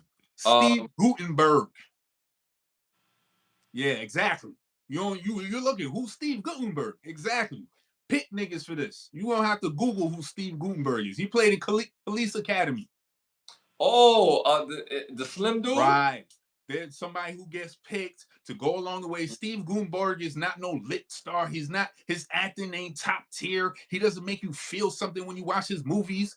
So how'd he get these roles? I think his family is solid in Hollywood. Because I think Again, you Dutch. get picked, you know what I'm saying? Yeah, Versus yeah. somebody who goes through the route that you tell them they gotta go to school, they gotta get these degrees, they gotta get this, that, and the third, and then you got a Steve Gutenberg. Mm-hmm. Mm-hmm. You know Yeah. what I'm saying? Yeah. There's a bunch of Steve Gutenbergs in the industry that Yeah. just somehow get roles and get eaten and get they be able to eat while the next person had to grind and do all this other stuff and they barely making it. Mm-hmm. And he I can't think of a couple of them off the top of my dome right now, but Steve Gutenberg for sure. You yeah. won't even hear about Steve Gutenberg right now, Yeah. Yeah. Yeah. but he's And somewhere chilling. He he not tell complaining. He not sleeping in a car. I bet nah, you that. that's for sure. I ain't seen him act in a minute. And we Mm-hmm. talking about Police Academy from the 80s. Mm-hmm. Mid 80s. Matter of fact, like mid The early. first one was like 84. Yeah, it's been a minute. That's 40 years. Think about it. Who else was one of them? There's a bunch of them 80s cats, 90s who just came, found a lane, ate real quick, and just been cool. Mm-hmm. Mm-hmm. So I mean, it's time for you to fuck with 50. He got a whole studio in Louisiana. You know what I'm or, saying? or, or, or Do mess or something. mess with Cat, because remember Cat just got his spot. I keep forgetting where, but he got. I think is it a Atlanta? No, I can't think of the place. I don't want to be wrong, but Cat just bought a whole not a campsite. He bought a former. Damn, I can't think of the place that he bought, but it's massive. It's crazy. Well, he's going to be shooting his own movies and has his production. That's what I'm saying. These people don't talk. Like, what do y'all do, son? That's what I'm saying. All y'all millionaires, supposed millionaires, what do y'all do? But yet complain about the industry. Man, fuck that. I don't want to hear you complaining, son. Get to it. Make your own shit then. Why are you complaining? Because even for Anthony Mackie, right? His thing was like, yo, I really put in the time and the work. I went to Juilliard. I did this movie. I did that movie. Like I had to pay my dues. And now I'm Captain America, you know, 20 some years later. Opposed to, like he said, we see it every year. That is some dude that come out of left field that didn't put in the work, didn't put in the time, didn't put in the energy. He just get put on. And then when you look at the skill level is not even great. It's average at best, and they get put on. So that was a part of him saying, like, yo, stars are basically chosen. They not earned. They, so again, going back, this is why the movie starring Cameron Giles, yeah, I know Cam from Cam and Mace, Killer Season is so pivotal because he says the line in the movie. Well, Gordo says the line in the movie. They pick people for this, bro. Your talent is to put the weed in the bag, then get money. And that was the character that I'm talking about. So they pick people for this. So he said we're lying to our children that the fact that hard work, dedication is going to get them where they need to be. That's not necessarily a lie, but you got to understand everybody race to something is different. I feel like you could put in hard work and dedication to a craft, but understand when you put in your hard work and dedication to somebody else's craft, you understand that you're building their craft up. So you got to get to a point where I don't build enough cachet. I don't help you out enough. Now let me get myself on. You know what I'm saying? Mm-hmm. I feel as though you have enough cachet where you could go to a bank, get some bread, and create your own shit now. Mm-hmm. Because all this complaining is just like, come on, son. You setting a bad precedent by not showcasing, like, all right, I'm at this point now. My cachet is this high. Now I could use this cachet to get some bread in the industry. Why not? You're not showcasing that. You just complaining, and Mm-hmm. you just started Captain America. They said Cap bought an army base. That's what it was, an army base. Chat. Shout out to Biggs. So I feel as though, yo, you could. There's so many people that showcase. I see people on YouTube creating short films right now on And they YouTube, fire. And they and fire. they're fired, and they Mm. don't got nowhere near as much as cachet as Anthony Mackie. Nowhere near the bread as the production company. Come on, you hire them niggas. What are we talking about here? Mhm. Hire So, the niggas to make to record you acting, mhm. cut it up, and put it out. You know what I'm saying? But do you agree with him in the sense of that stars are chosen? They're chosen instead of being earned. No, I don't agree with him at this stage in the game because you've been in the game long enough. You already know this. You know what I'm saying? You Mm-hmm. complaining now means nothing. What are you complaining about? Either do something about it or just keep getting them roles. It's one or the other. Mm-hmm. There's other people who are not even in the industry making lanes, creating production studios. Why are you not doing it? Tapping in with them. Mm-hmm. I'm pretty sure it's easy. Hey, get 50 Cent people on the line. I'm pretty sure it's easy. Y'all in the industry. You know what I'm saying? Mm-hmm. Well, I will say this. I agree with him on the fact that success is given, it's not earned. I do agree with it mainly because we say that every week. We say that to y'all. That in any industry, when it comes to music, when it comes to movies, people are forced upon us. But look at what you mentioned: music, movies. Mhm. Those things are not controlled by us. Facts. So at the end of the day, what are you complaining about? I don't want to hear you complain about something you don't control. But see, here's my thing, right? If you know the game, right, you sign up for the game because you continue to still play. If you know football is a hard hitting game, and you're like, yeah, yo, toss me one of them helmets and them shoulder pads, I'm going in the game. I told you could get hurt out here. Toss me one of them helmets and them shoulder pads. So you signed up for what's going to happen in the game. Same thing with music and entertainment. You sign up for it. Even me as an artist, and I see all the things that's going on in the industry. So I try to do things that I can control by having my own label, by making my own presence felt when it comes to having my own contacts within labels and other entities that I could partnership with to promote this and to promote that. I've always moved like that, y'all. And if y'all don't know it, this is the first time ever hearing my name, Ashley Lovechild. I've been doing it for a long time. I have my own deal with Cablevision back years ago. And Cablevision, this is when cable used to be, prevalent instead of streaming. Not now cable sound old as hell, bro. Like, yo, cable? Like, damn, like streaming, like, you know what I'm saying? That sound old as hell. But I had a deal that I had to get on my own with Cablevision. Meaning that anytime I shot my own commercials, me or my artists, I could get our commercials promoting our music, the website, on live TV. But I had to pay for it, opposed to not being able to control my narrative and having somebody else pay for it. Even though at the time, 2, 3, 4 grand for different ads and artists, that's added up. But it was through my grind, my team's grind, and we control what we could control. But because of that, there's also a door that is not going to be presented to me because I'm not choosing to be with people who could control my narrative. But I still signed up to play the game. So my end goal was to make sure the music that I make is important to the people that's going to listen and that it resonate with them and that I'll be able to make the money that I need to make to move my label and my personal forward. So that way I'm not beholden to anyone and no entity. I'm telling y'all, man, y'all do the research. I even had a deal with MTV.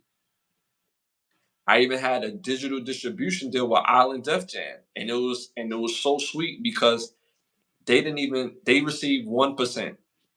I was gonna say nothing. They received 1%. We received 99%, and that was of the digital portion. And mind you, we wasn't signed to Island Def Jam. We were signed to my dad's label, my production. Island Def Jam got 1% only because we used their name. Yeah, just do the research. So again, at the end of the day, controlling your narrative when it's a game that you want to play, you have to learn the game. And we say it all the time. They pick people for this. They do it in sports, they do it in music, and they do it in entertainment. So what Anthony Mackie is saying, we've been saying it. You just said in a more theatrical way. You know what I'm saying? That's that Juilliard education right there. You heard? Just get to the point. You mad? It took you this long. I get it. You know what I'm saying? But you at this point now. Now it's time to go your own route. There's never no time frame to this, especially for men. So you putting constraints on yourself and then letting other people feel like, oh wow, damn, I got to do this at a certain time. No, as long as you keep grinding, so you're gonna get there regardless. But you don't put no grind in, you can't complain. But see, but again, and I've said this in the past shows, and I highlighted in one particular episode that it was a certain time. Well, I would say this, and this is what I respect so much with our younger era right now, is that when we was in our 20s and we was teens and in our 20s, people didn't appreciate your grind unless you got put on by the quote unquote big homies of the industry. Unless you was with the entities of these companies that you wasn't successful. If you was independent, it's like, yeah, you kind of struggle, not realizing that the money that's being generated, not realizing your 6 figures go to one person, opposed to the 7 figures going to 15 people before you even touch a dollar. Management, production, background, travel, security, hair people, fashion. I don't know if I said management yet. Lawyer fees. All these people touch your bread before you even touch it. And don't do something like not writing it. And Now you you didn't gotta pay a make the whole beat. nother grand. If you didn't make the beat, that's 50 off the top. If you didn't write it, that's another 25 off the top. So now you gotta bust down 25% with your lawyer, manager, promoter, booking agent, security, background, travels. You gotta eat some. And mind you, while you doing all that, let's say you do have a writer, and that person's still getting paid off that song while that song is spinning. Why are you going and promoting it on Because the road singing it? if see, and that's the thing, they have no choice but to sing it because They on got the because road, you gotta get the bread. you So gotta get thin bread. you know what I'm saying. So you gotta go out there and shuck and jive and sing and you know what I'm saying. So you might as well just do the shit yourself. Right. Why pay another nigga? But see, it goes back into the mind of not looking successful because you're doing it independently. But independently, you're making six figures from person is sharing six figures. But see, I don't blame the industry, but the industry has a lot to blame with it because it would have been detrimental against them. Mm-hmm. So they're gonna pay their top tier artists to go to make going independent look wacky, make it look crazy. Like, yo, independent, you're bugging. You ain't fucking with us in this label, man. They give us Cristal over here. You know what I'm saying? Baby oil just fall off the chandeliers. You know what I'm saying? Over here. You bugging going independent. You know what I'm saying? So they pay the top tier niggas with the best scamming ability ever. Remember, they got the talk game. That's what they do. They get paid to talk. They put words together. So Yeah. when they sit down with you, the words they put together sound good. They got Mm-hmm. champagne, they got all types of shit around. Everything look good. Like, damn, it look Mm-hmm. lit in here. And they use goofy ass words like family. Fuck out of here. How you my family member, nigga? You Right. pay Right. me bread. How we family? Right. But it sound good though, right? They Mm-hmm. get niggas on that shit. And then once you locked in, it's over. What they say, Jadakiss album, once you sign, you can't escape the rape, nigga. It's over. They're gonna rape your marketing, your budgeting. If he's not signed you, I can't rape him. Right. You know Right. what I'm saying? Right. Right. Sunjet, baby, go everywhere you wait. $45, baby. Yo, so it's that mindset. That mindset is a mother, and it starts in our own community. Because again, if you didn't do that, you wasn't viewed successful. So again, this affects in all industries. And look at the subjects we talked about. Dawn Richardson sold millions of albums with two different groups, In Vogue, and also the other group. I just said the name a second ago, but she was with another group that also sold a million records. We just spoke about Anthony Mackie about seeing the mindset. So that's why I really respect the younger era, because the younger era is in control of music in the sense where if they think it's hot, they don't care if the old era think it's hot. They like, yo, this is what we like. So you go over there with that, and we're gonna be over here with this. We're gonna finance this over here, and y'all finance that over there. Again, when we was younger, the older homies was still gatekeeping because they didn't want the younger homies to come through. And the younger homies, like at the time, which was myself, we had our own sound, our own vibe. That the older homies was like, yeah, nah, like, you know what I'm saying? You either get down or you lay down. You know what I'm saying? It's like, yeah, nah, bro, I'm going independent, homie, because I'm gonna have to choke you up. You know what I'm saying? So I respect the younger generation because of the, I hate saying generation, the younger era because of that. So all right, moving on to our next hot topic. A small plane crashed in a land next to a Florida elementary school in Miramar, near Coconut Palm Elementary School. Luckily, no one was hurt. What do you think about that? Yeah, they made us there. After one point, there was like no mention of planes crashing. It was like, gotta remind you, you know what I'm saying? Yeah, Don't yeah, yeah, forget, you know what I'm saying? Like, hold yeah, up. We yeah, still over here dropping planes. Don't forget, you know what I'm saying? No investigation on the FAA, nothing. No reports back on the other planes that fell, so we could update the planes that's, you know what I mean, currently being used now. You know what I'm saying? Yeah. Even these small planes, like what's going on with them? Like you're in the small airports, like y'all can't situate. Where's the mechanics at?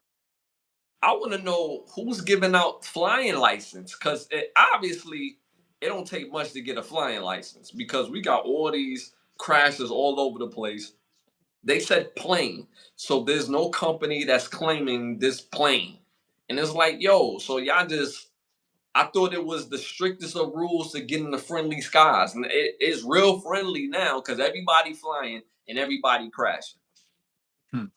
They're trying to take away from private flyers. Oh nah, see y'all out here doing too much. We want to take away no more private plane, no more private pilots, no more. Are you Mhm. flying for the big commercials or that's it? You know what I'm saying? But even them not doing good neither. Right, So it's like the whole FAA, what y'all doing? right. What's the qualifications like? Y'all wrote the manual. Y'all need to go back, look at the book, pick up a book. You know what I'm saying? Go back, look, read the words. What's going on? Forget the book. They need to do like Martin and go back to scratch. Where Scratch is at again? You got point from beyond yonder. That's where Scratch is. You got to start from over there. And do all your studying. You don't want no tall dude rolling up to you talking about he want to help you with your little test. You know what I'm saying? And we talked about the youngest a couple of episodes back about the youngest pilot Yeah. to become a pilot. Yep. You know what I'm saying, like, we don't want nothing to happen to them neither. So fix Right. these planes, son. Right. Before we say it's the pilots, let's check these planes first. You know what I'm saying? Mm-hmm. Check these planes, make sure they working right, because every pilot has to go through the checklist. Mm-hmm. Make sure the flaps is working. You know what I'm saying? Y'all gotta go through the checklist. So I'm pretty sure they did that. Mm-hmm. So I'm pretty sure somebody out here not using the proper tools or using we're not gonna use this one, but we get this cheaper one. It just works as good. Fuck it. Mm-hmm. No. You can't do cheap parts on airplane. You know what I'm saying? A, You just can't. a plane is a plane. It's not a bicycle. You You know what I'm can't cut corners, son. You can't cut corners with that, dog. You in the friendly skies. Yeah, you don't want to be in the friendly skies cutting corners. 30,000 feet is a long way down. And it's not funny, but damn, it's like, yo, every 2 seconds we're hearing of now, instead of calling it car crashes, here's the spin, here's the chicken sandwich. They calling it incidents now.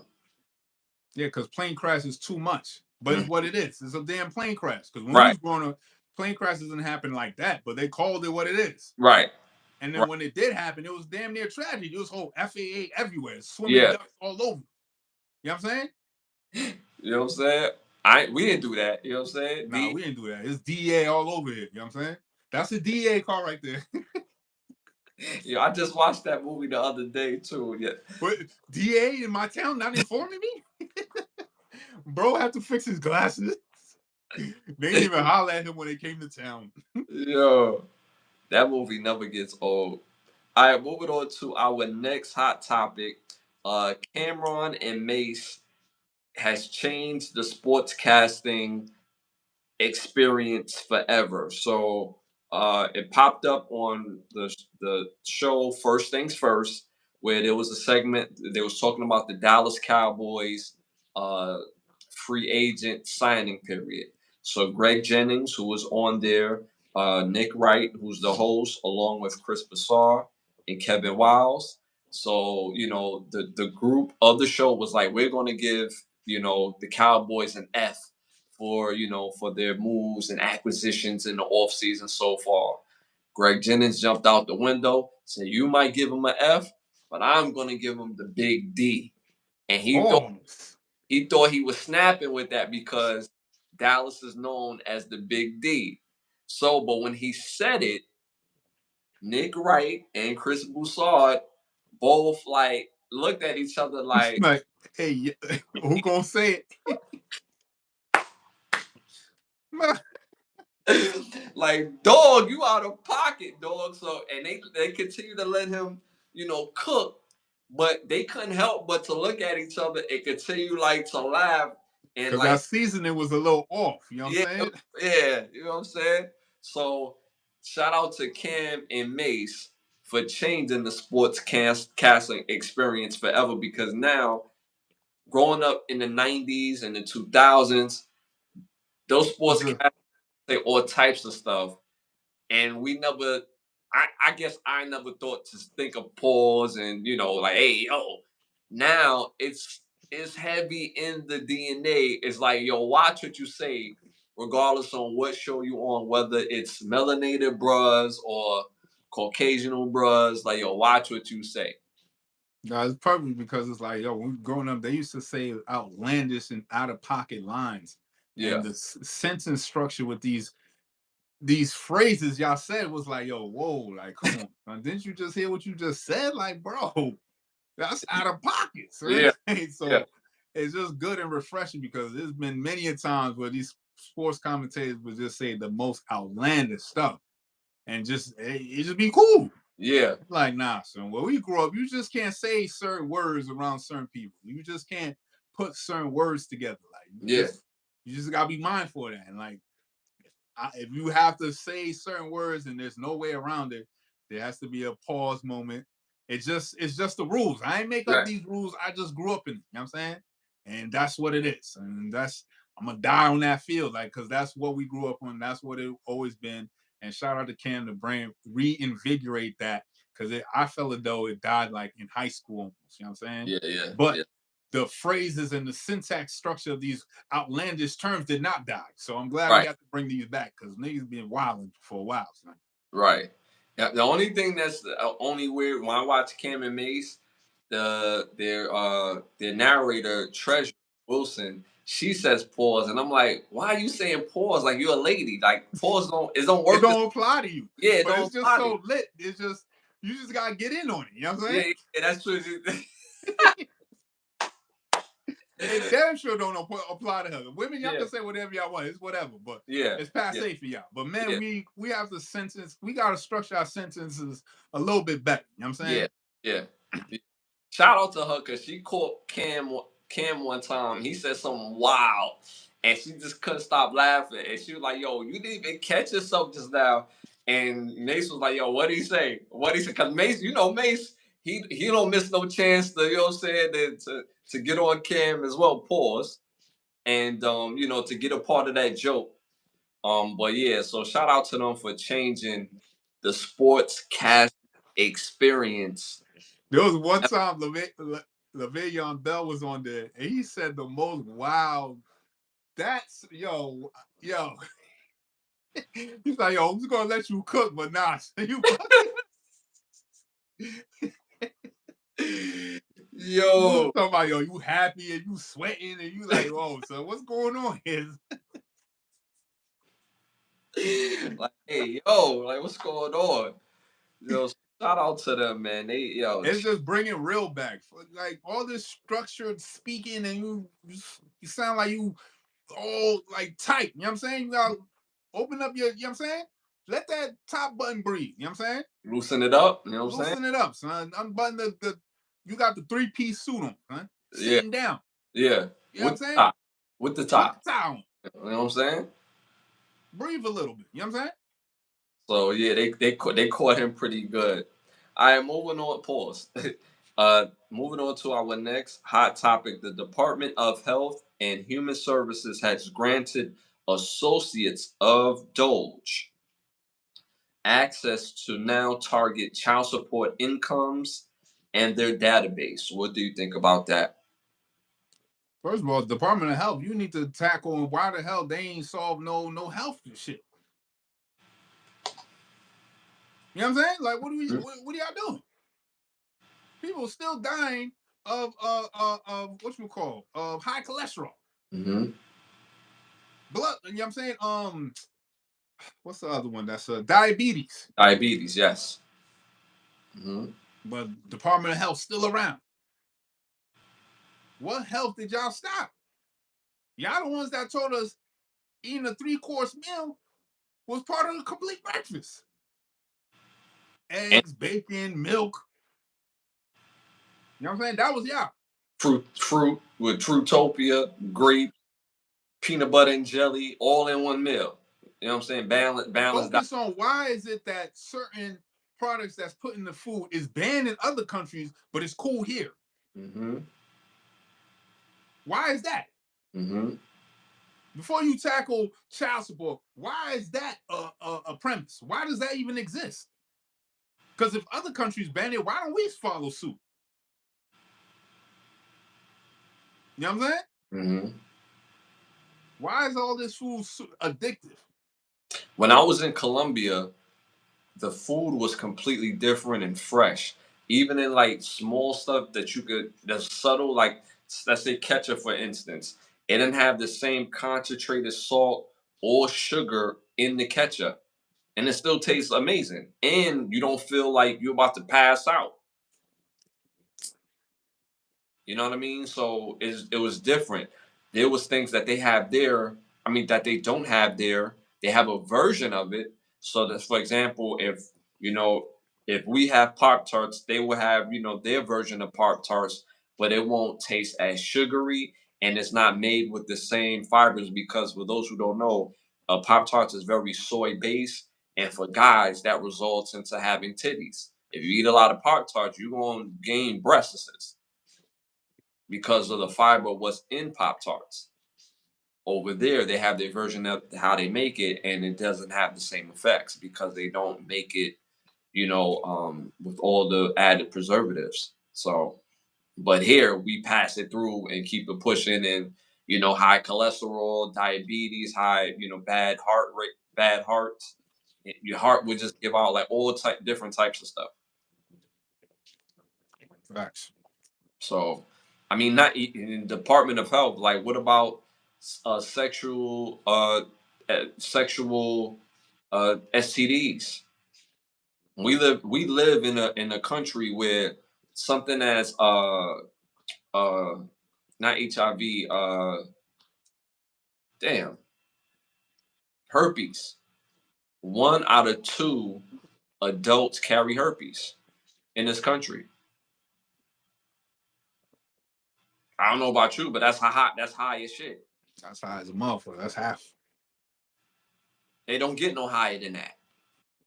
The only thing you could do outside of that is basically everybody got it at this point, which that's not the case. But again, if 1 out of 2 have that, come on now. So there's other things that if you're going to attack it, right? But why have these things haven't worked when all these money and resources have gone to these programs since we were kids and nothing has changed? We should live in a country where that's the case. And you would think that if 1 out of 2 people had herpes, you would think that there will be some sort of medicine that will be developed to counteract that. Because how does that benefit to the population? My thing is like if human beings been around for so long and a lot of these diseases have been sexually transmitted and the only way for human beings to populate is to have sex. What did our ancestors do when people had these diseases? You know what I'm saying? Mm-hmm. I'm pretty sure there's homegrown remedies for Yes. all of this. But Yes. we counting and waiting on Department of Health to save us. Mm-hmm. Like we better take a playbook from Anthony Mackie and go our own way, figure this shit out ourselves. Unless if it's like surgery Mm-hmm. that you can't do yourself, then you gotta go to the hospital. Right. Relying on them for these cures, yo, we bugging at this point. Shout out to Dr. Sabi, rest in peace. Had the answers to all that. Home remedies. So again, with the Doge team going into child support, which is the main topic, do you think it will affect child support moving forward? Do you think they will find ways to make changes to child support? Do you think that is a possibility? I mean, child support in itself is already illegal. It's not even backed by any kind of law. So them going into child support is irrelevant. That's why I focus more on the health. You know what Mm-hmm. I'm Mm-hmm. saying? Because it's irrelevant. Once there's so many laws out there that showcases child support is it's a money grab scheme. But yet, it's still people still benefit from it. We talked about Alman Shumpert, how he had to make a one time payment of I believe it was $1 million. Then he had to give up like 3 properties. He had to give, pay like 8 grand in child support, give her some cars, Tiana Taylor, and some more and some other bread for some future earnings. Like I think it was like another $10 million or $8 million for some future earnings. I just wish in his situation when they got married and got together, his assets and his paperwork was situated where she couldn't get nothing. But unfortunately, that didn't happen with him. You know what I'm saying? So if his uh assets were situated, the only thing that they could probably go after would be child support. And then that would be a different type of battle within the Hmm. sub. You know what I'm saying? Because Hmm. child support is this whole other scheme. You don't Hmm. have no real lawyer, you don't have no real actual judge overseeing. There's always a mitigator. And then mine like at 8,000 a month is ridiculous. Like I know the man used to make millions of dollars in the NBA, but he's not in the NBA anymore. So judging him on his old salary is out of pocket. And for something that's supposed to be an illegal entity, why is it not disbanded altogether so far? So I honestly I don't necessarily have an issue with this if this is going to affect the child support laws moving forward. But they can't delegate their time to this and nothing happens from this. Because if you're going to work into the health administration and be in that realm, then work on health issues. Don't just be in there just to be in there and then walk away with like, yeah, so we just gonna walk away and nothing's gonna happen from this. Have some So sort of real results. if you want to go in child support, first and foremost, why is it that if the person doesn't pay, your first immediate response is suspend their license? Why Fact, is that a response? fact. How's that person supposed to get to work and get back and forth knowing you got suspended license? That part of the game I don't get. So if y'all gonna go into it with all open eyes, because it's like you put a father sometimes in a corner that he don't want to be in. Hmm. For what? And to your point, and this how slick it is. That's not child support. That's child support enforcement. That's a completely different entity that has a completely different building. Child support is downtown Brooklyn, right there, right downtown on J Street. But child support enforcement is on First Avenue in Manhattan. And you gotta deal with them folks when it comes to your license, your passport, anything regarding that, how they want to reprimand you. A whole nother scheme in itself. Son. And how many people have went through that system and still going through that system? So have some real results, y'all. All right, moving on to our next hot topic. Jada Bell. It's crazy that you have mentioned Le'Veon Bell. Jada Bell, the cousin of former NFL running back Le'Veon Bell, she was awarded $25 million in court for claiming SA was done to her since the age of 6, allegedly by Le'Veon Bell and another family member. She submitted her complaint in March of 2024. In March of 2024, um, March 22nd to be exact. And then in October 2024, a judge awarded her with the judgment default. It was a default judgment that was awarded, and 2 weeks back was the trial that took place in the absence of Le'Veon Bell for the damages. So because he didn't go to the trial back in uh back in October 2024. Oh, 2024, mm-hmm. lost. So now 2 weeks ago, the judge had made the arrangement for the money for the 25 million. Was that, yeah, right. So for the 25 million, and he wasn't there at none of these proceedings. So now his lawyer is trying to throw out those proceedings because he was served and the other party was served. He said he never received the documents because supposedly or allegedly he didn't live in the area that the documents were sent. And of course, still in his absence, they was able to proceed with the case. So now his lawyer is trying to, get that reversed. What do you think about that? Well, with process serving, there's no such thing as you not getting served. So that's a lie within itself. Because if the original address that was put on there and nobody was at that address, the process servers would have to go back to the courts and tell the person who put the petition in that, hey, this person does not live here. Give us an adequate address so we can serve them. So that's a lie. So you were there and got it served. You just didn't show up. That's your fucking mistake. So now you got to pay $25 million because you didn't show up to court. There's nothing they could do about it. Once you get a default judgment, that's it. There's nothing the lawyer could do.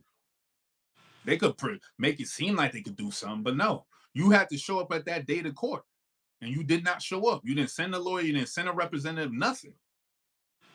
So too late. Now you got to pay $25 million. Whether it happened or not, that's not the point. It's the point you didn't show up. Mm-hmm. That's why the person is getting awarded $25 million. There was no. It's not saying that it happened or it didn't happen. That's what I'm saying. What I heard was you did not show up, so you called a default judgment, so it already goes to the plaintiff. Mm-hmm. And you can't say you didn't get served, because that's not how court serves work. They're gonna wait and they're gonna find your ass. You know what I'm saying? Mm-hmm. So you did get served. There's no such thing as you not getting served, because they're gonna go back to the court, tell them that this person does not live in this address, find an adequate address so we can go serve them. Mm-hmm. Point blank, period. That's how the courts work. So there's no such thing as you didn't get served. You got served, you just didn't show up. And that's your fault. It's this right here is going to be this is interesting, because you would think somebody like Le'Veon Bell, with the finances he's been able to accumulate, will have a better response time, and it's just too much on the line. I mean, this is $25 million. I remember he was fighting for that money to even get a big pay deal back when he was playing on the Patriots, and he ended up having to go to the New York Jets to get his payday. So $25 million is going to be very significant to him in this particular matter. So you would think that his resources and his access to esquires, people that could really represent him, would have been much faster, and it would have been more on his game. And he's going to find himself in an uphill battle moving forward. So this is going to be this is something that more than likely he's going to have to eat, even if he has to pay less, which is, I don't know how you're going to do that, but because the judgment is the judgment. So court proceedings is court proceedings. Once you play that game, just know how to play the game. Mm-hmm. You know what I'm saying? They tell you to show up to court, you motherfucking show up to court. Mm-hmm. That's it. They got Zoom court now. There ain't no showing up. You don't got to pull up nothing. Right. Pull up your phone, go to the Zoom meeting, easy. Hey, judge, I'm here, but I need a continuance. Mm-hmm. Cool. As long as you respect everybody's time. You don't respect nobody's time, fuck it. You get a judgment. Now you got to pay the whole bread. Mm-hmm. Fuck it. You know what I'm saying? That's a fact. That's a fact. And like I said, the case was called back in March. They called the case in October.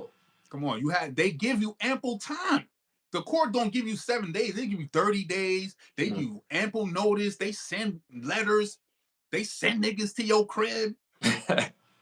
What you mean you ain't know? Fuck out of here, son. Yo, we outside, G. We outside. We waiting for you. If you ever watched what's that movie? Pineapple Express. In the beginning of the movie, the nigga was a process server, so he had to wear mad different disguises so he could pull up on niggas and serve them. Yeah. So what you mean you ain't get served, nigga? Yeah. And you an NFL star. You don't think that process server know who you are? He waiting in the bushes to serve you and try to get an autograph at the same time. It ain't too many 6'2", 230-pound dudes just walking down the street. They know who you are, bro. Facts. You know what I'm saying? So, all right, moving on to our next hot topic. A Maryland hairstylist has been charged with assault after posting a now viral video that showed her dragging a 15-year-old client following a dispute over payment. What do you think about that? Just terrible lack of decorum, business acumen, business sense.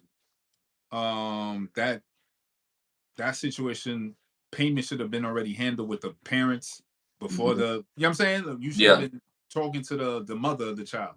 Mhm. Hey, your daughter is coming to my shop for this day. We set up this appointment. I need this money to lock in your appointment, and then on this day, I need the rest of the bread. Mhm. You interacting with the 50-year-old to get paid is crazy. Mhm. It should have been handled with the parent. Mhm. And then as a hairstylist, you at least should get some money up front. Off rip. You don't get no dollars up front, nothing. Mhm. And you start come on now. That just shows bad business practice on you. I know how hairdressers are. I go get my hair done all the time. Mhm. You pay up front. At least I do. For a fact, you at least pay a deposit. Something let you know I'm not gonna run out on you and stuff. You know what I'm saying? Right.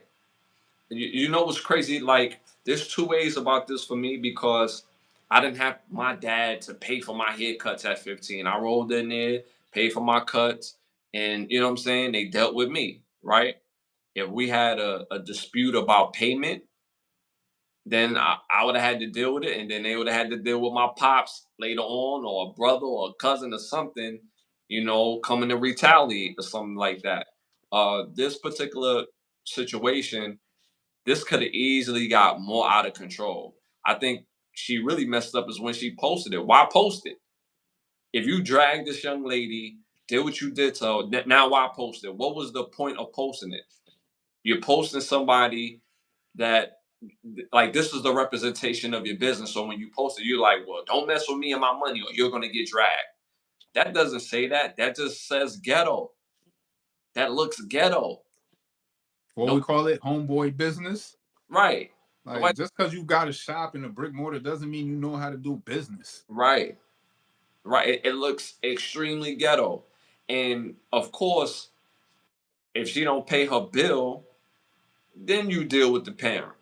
But I'm saying, like, if you were supposed to already, if it was a 15-year-old, you're gonna have caution, be like, okay, hey, I need this bread up front, or I need Fact- half. You know what I'm saying? Something Yeah, up front. It's not an adult. You could go different ways with it, but a kid, you fact. like, all right, let me create some parameters, and then we get the bread up front. Fine, no Hmm. problem. Facts. But when they say Maryland, I think of kind of up north. And up north, 15-year-old kids is kind of, independent. Yeah, you Um, got money, so you right. should be able to pay your way. Pay your way. In the South, being in Florida, kids at 15 is kids at 15. You know what I'm saying? You still got to deal with a parent. So that's why I say from that perspective. But the biggest fallacy is the fact that she posted it. The fact that she posted it, and you don't have a system where it pays you majority of your money or the true balance of your money before you even situate the whole situation. By the time she's sitting in your chair, if the adequate fees is not paid, yo, I'm not doing your hair. Have a nice day. When you take care of your bill, I'll take care of your head. Pause. That's it. Get the money up front before you even start doing anything. No money is gonna be. If there's no money, there you're not getting your hair done. Hmm. And then the mere fact that you thought that posting it was you was doing something. That's really what it was. You posting it thought that you did something lit, like you gonna get champion and people gonna ride with you. No, no. You look crazy. It's just bad practice all around, and it just showcased that we can't even uh be commune with each other. Hmm. When Hmm. you get in your head, then that's supposed to be a certain type of rite of passage Yeah. that's going on. You know what I'm saying? No, Yes. it's just chaos. Yes. It's supposed to be a sort of cleanse. When I get my hair done, that's the best time to wash. That's the best time. I paid just to get my hair washed. It's Hmm. not for the retwist, it's for the wash. Hmm. That's the best part. That's why I pay the extra because I don't want to wash my hair. It takes so much effort to wash my hair. That's why I pay somebody else to do it.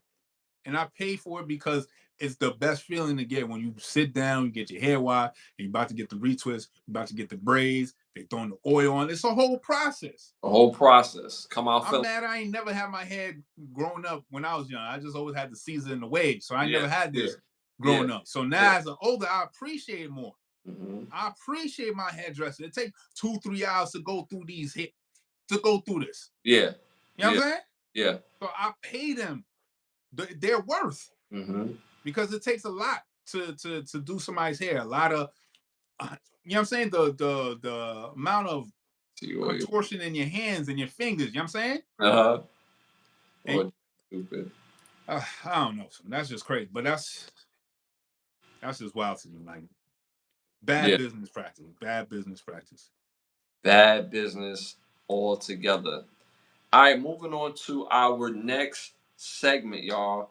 Our next segment is brought to you by Bravo Section. Make sure you go to bigbravosection.com again. Bigbravosection.com. You can buy dope photography or book a session with one of the best photographers in the world.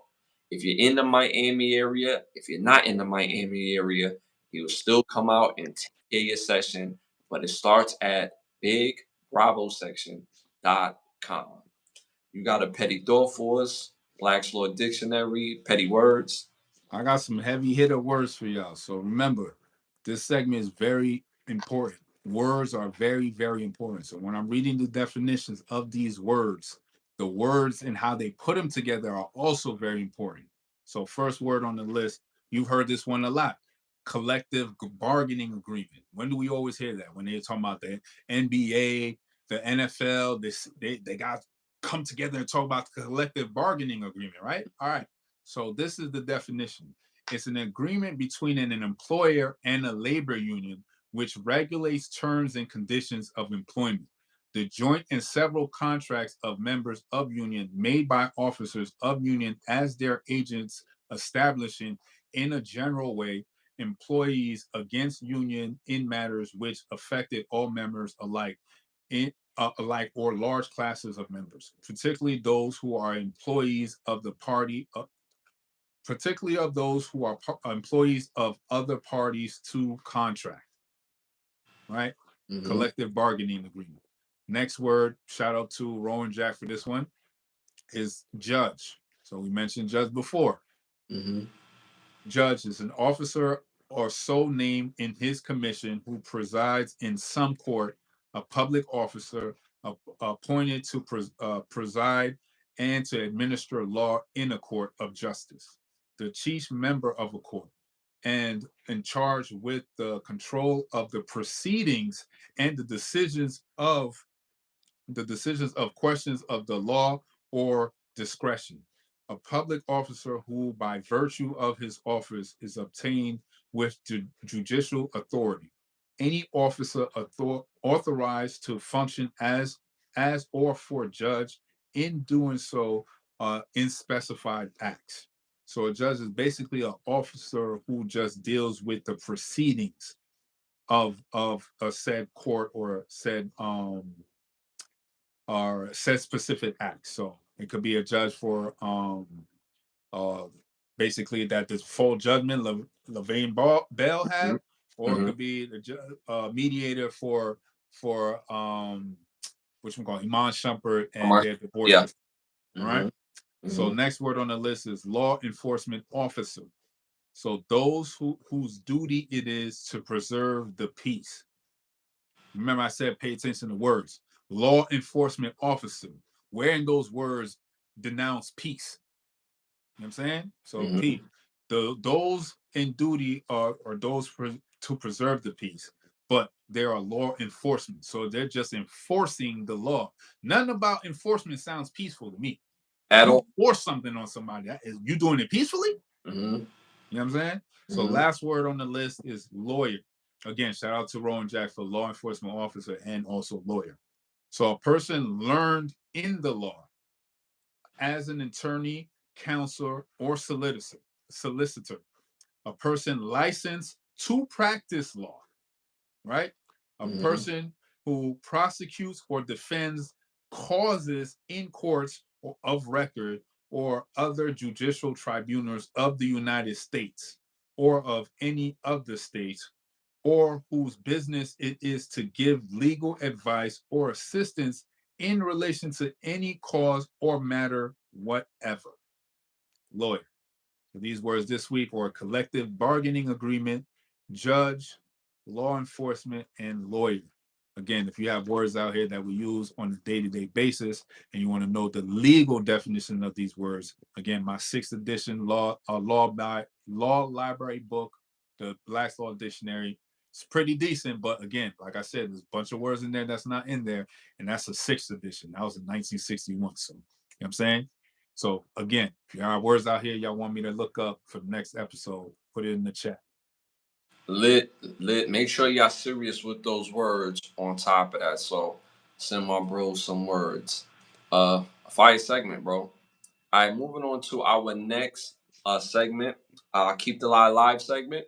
Keep the lie live. Keep the lie live. So my keep the lie live for this episode is, y'all, we have to learn how to move, especially my ladies out there. Your ladies. So it's very important that you learn your parameters and your area when you're somewhere and just learning different things and knowing where to be, learning where the people mindset is. There's a young lady that's missing, a young 20-year-old college student from Pittsburgh University. I'll probably get her name wrong, but Samaki Kornacki. I'm sorry. I'm just going to tear her name up even more. I apologize if I messed up the name, but it's Shiskaski Sanaki. Well, she went on a vacation with her friends to the Dominican Republic, and they were staying at the Rio Hotel. The Rio Hotel is a very well-known hotel that are in other Caribbean countries, and this is probably the most safe place that you can be because it's very visitor friendly, and it's enclosed, and basically you can't walk around the Rio Hotel just randomly. You have to have access around the Rio hotels. But this young lady went on vacation um, to Dominican Republic with friends, and she turned out to be missing, and they still have not found her. They showed footage of her and the friends going out party. Also, they show footage of this young lady with a man and her friends, whether it was going into the hotel or leaving the hotel. Then they show another footage where just her and the man leaving the hotel without the friends. The friends did not return. Then there's another footage where the man is returning in the morning and there's no young lady. He looks pretty hungover, or what it seemed to be hungover. Um, but you still have to learn how to move. You still have to understand that you can't trust everybody. And for me, I don't understand how you could go on a vacation with some friends and nobody know nothing, especially your friends. Like, it's not like you're from Dominican Republic, or the friends is from Dominican Republic where they should know how to move. Like, y'all all fish out of water.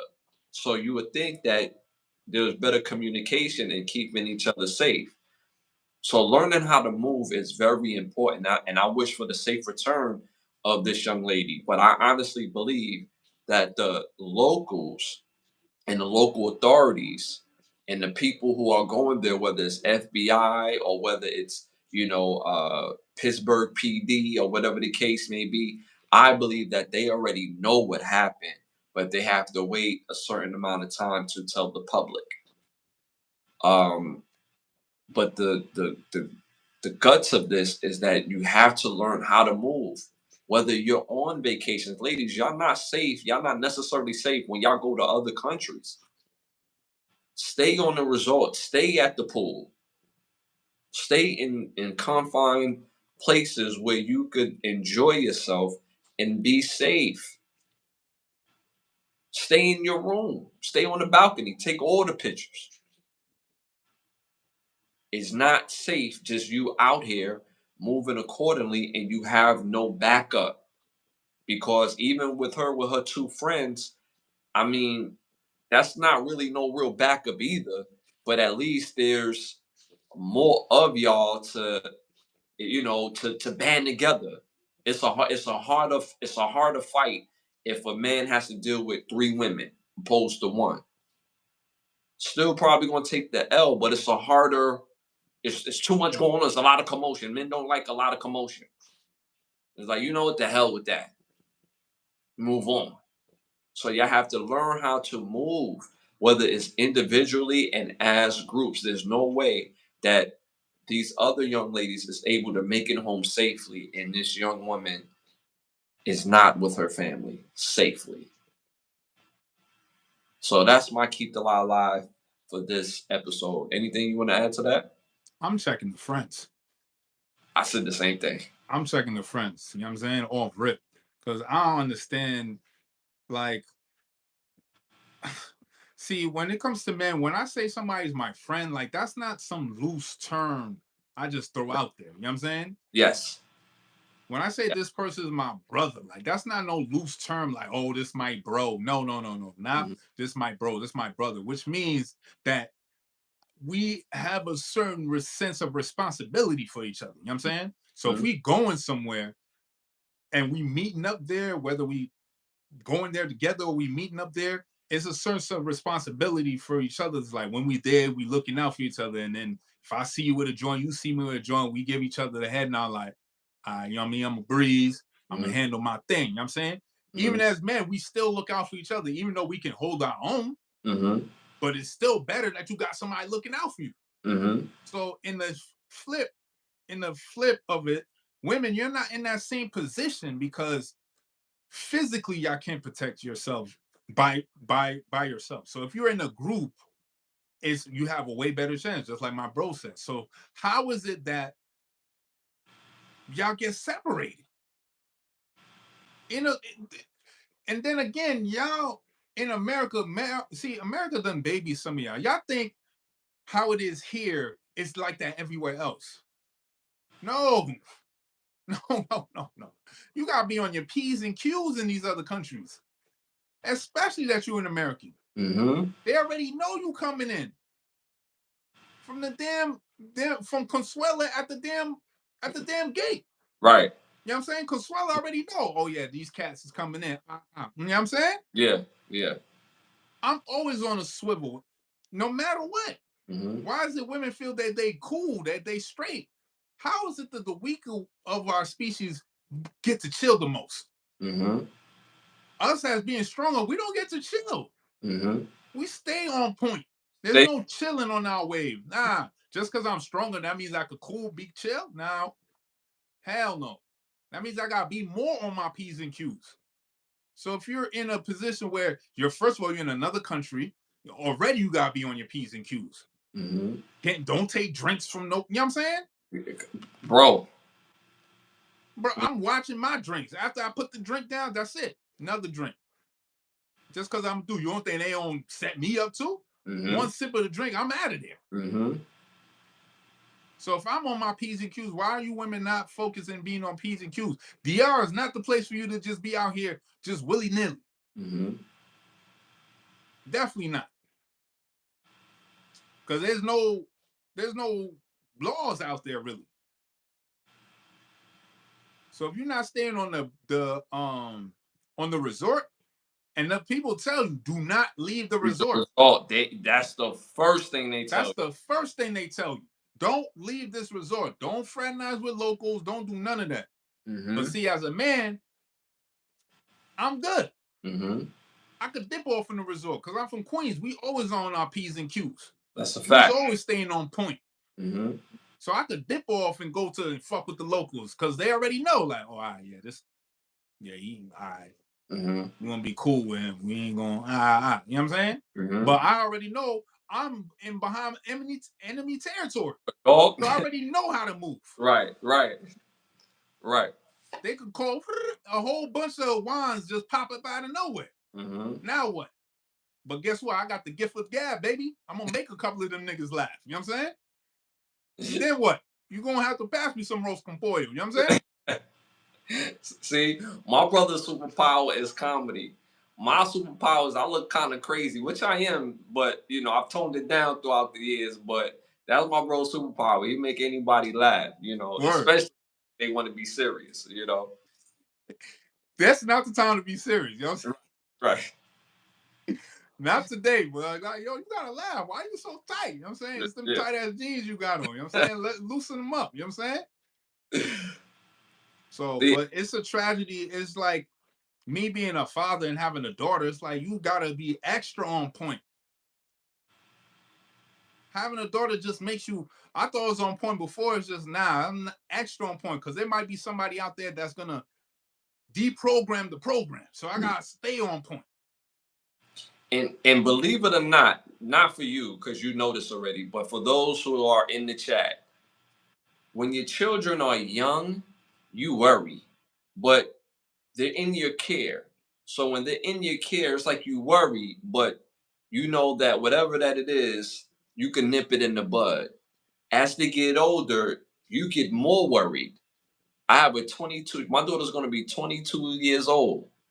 So I worry way more now that she's a grown woman opposed to her when she was 13, 14, coming home, hey dad, you know, this is what's going on in school, da da da da da, whatever the case may be. I worry more now. Facts. You know what I mean? So even myself, when I go to other countries, my head is on a swivel. I give the locals their respect, but I let you know, I like yo, I'll blow this motherfucker up if y'all play. You know what I mean? But I still have to respect because I'm on their home turf. So, but still knowing how to move.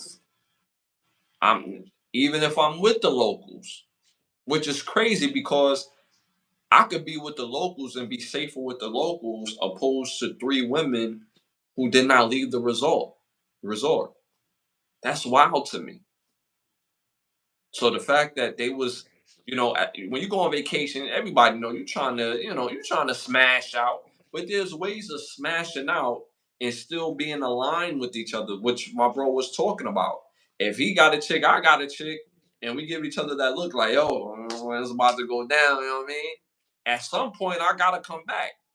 If my bro don't see me for like I know he left with baby cakes at 11:30, but damn, it's 8 a.m. the next day. Like I know my bro, he would have been back already. Like we not back home and he just gonna be out all night wild crazy. He here for a good time, not a long time. You know what I'm saying? So with that being in mind, it's like, yo, he was with her.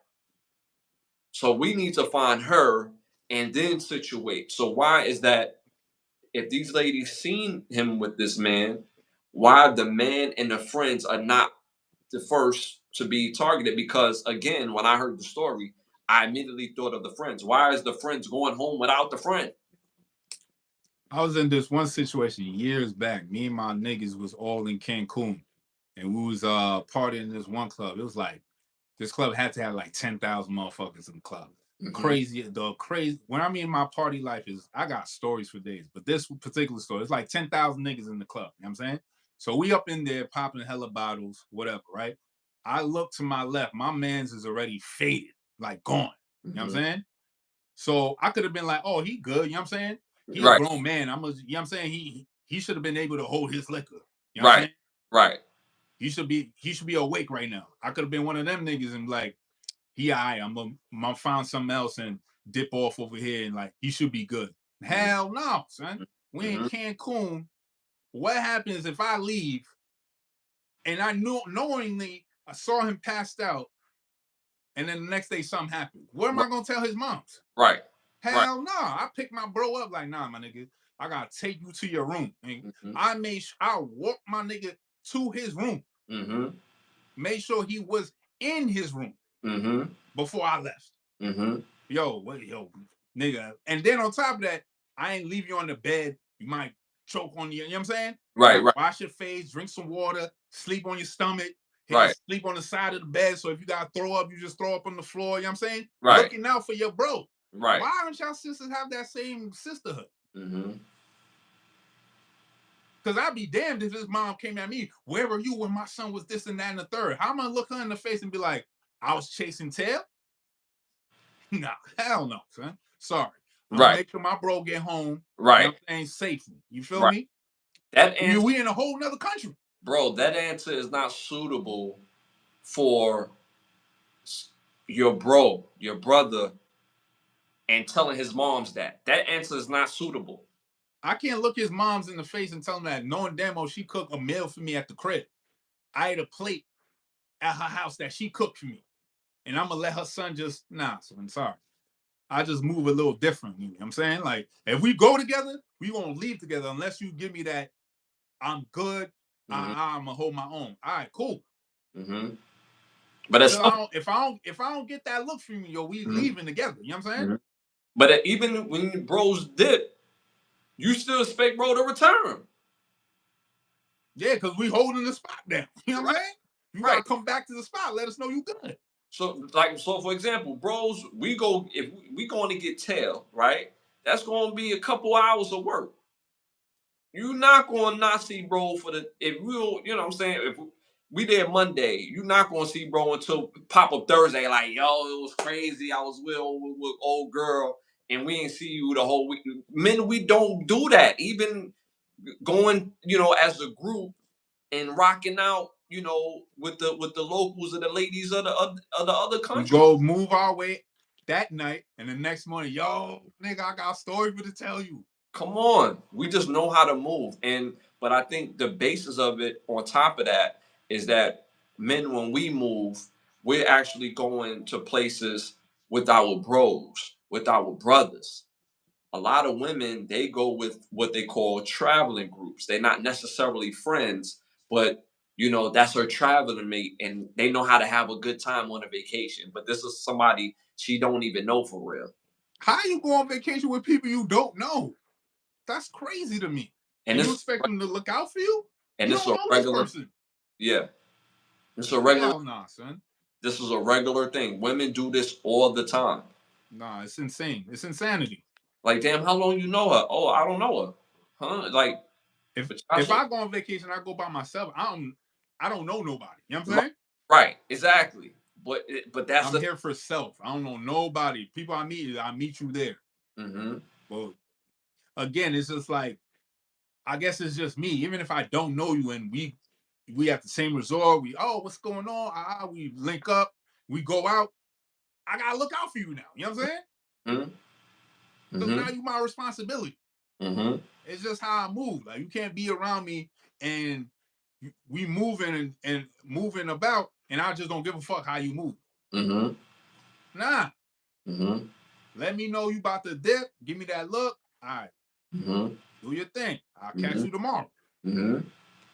Shit, I even though I'm gonna catch you tomorrow, I should still know that you made it back to your room. Like, you know what I'm saying? Like, cause even the next day, it's like, yo, it's just a few hours worth of work. You know what I'm saying? You're not back home to be out all night with the joint putting in work. You know what I'm saying? Like even then it's like that's still a lot of time for something to be done.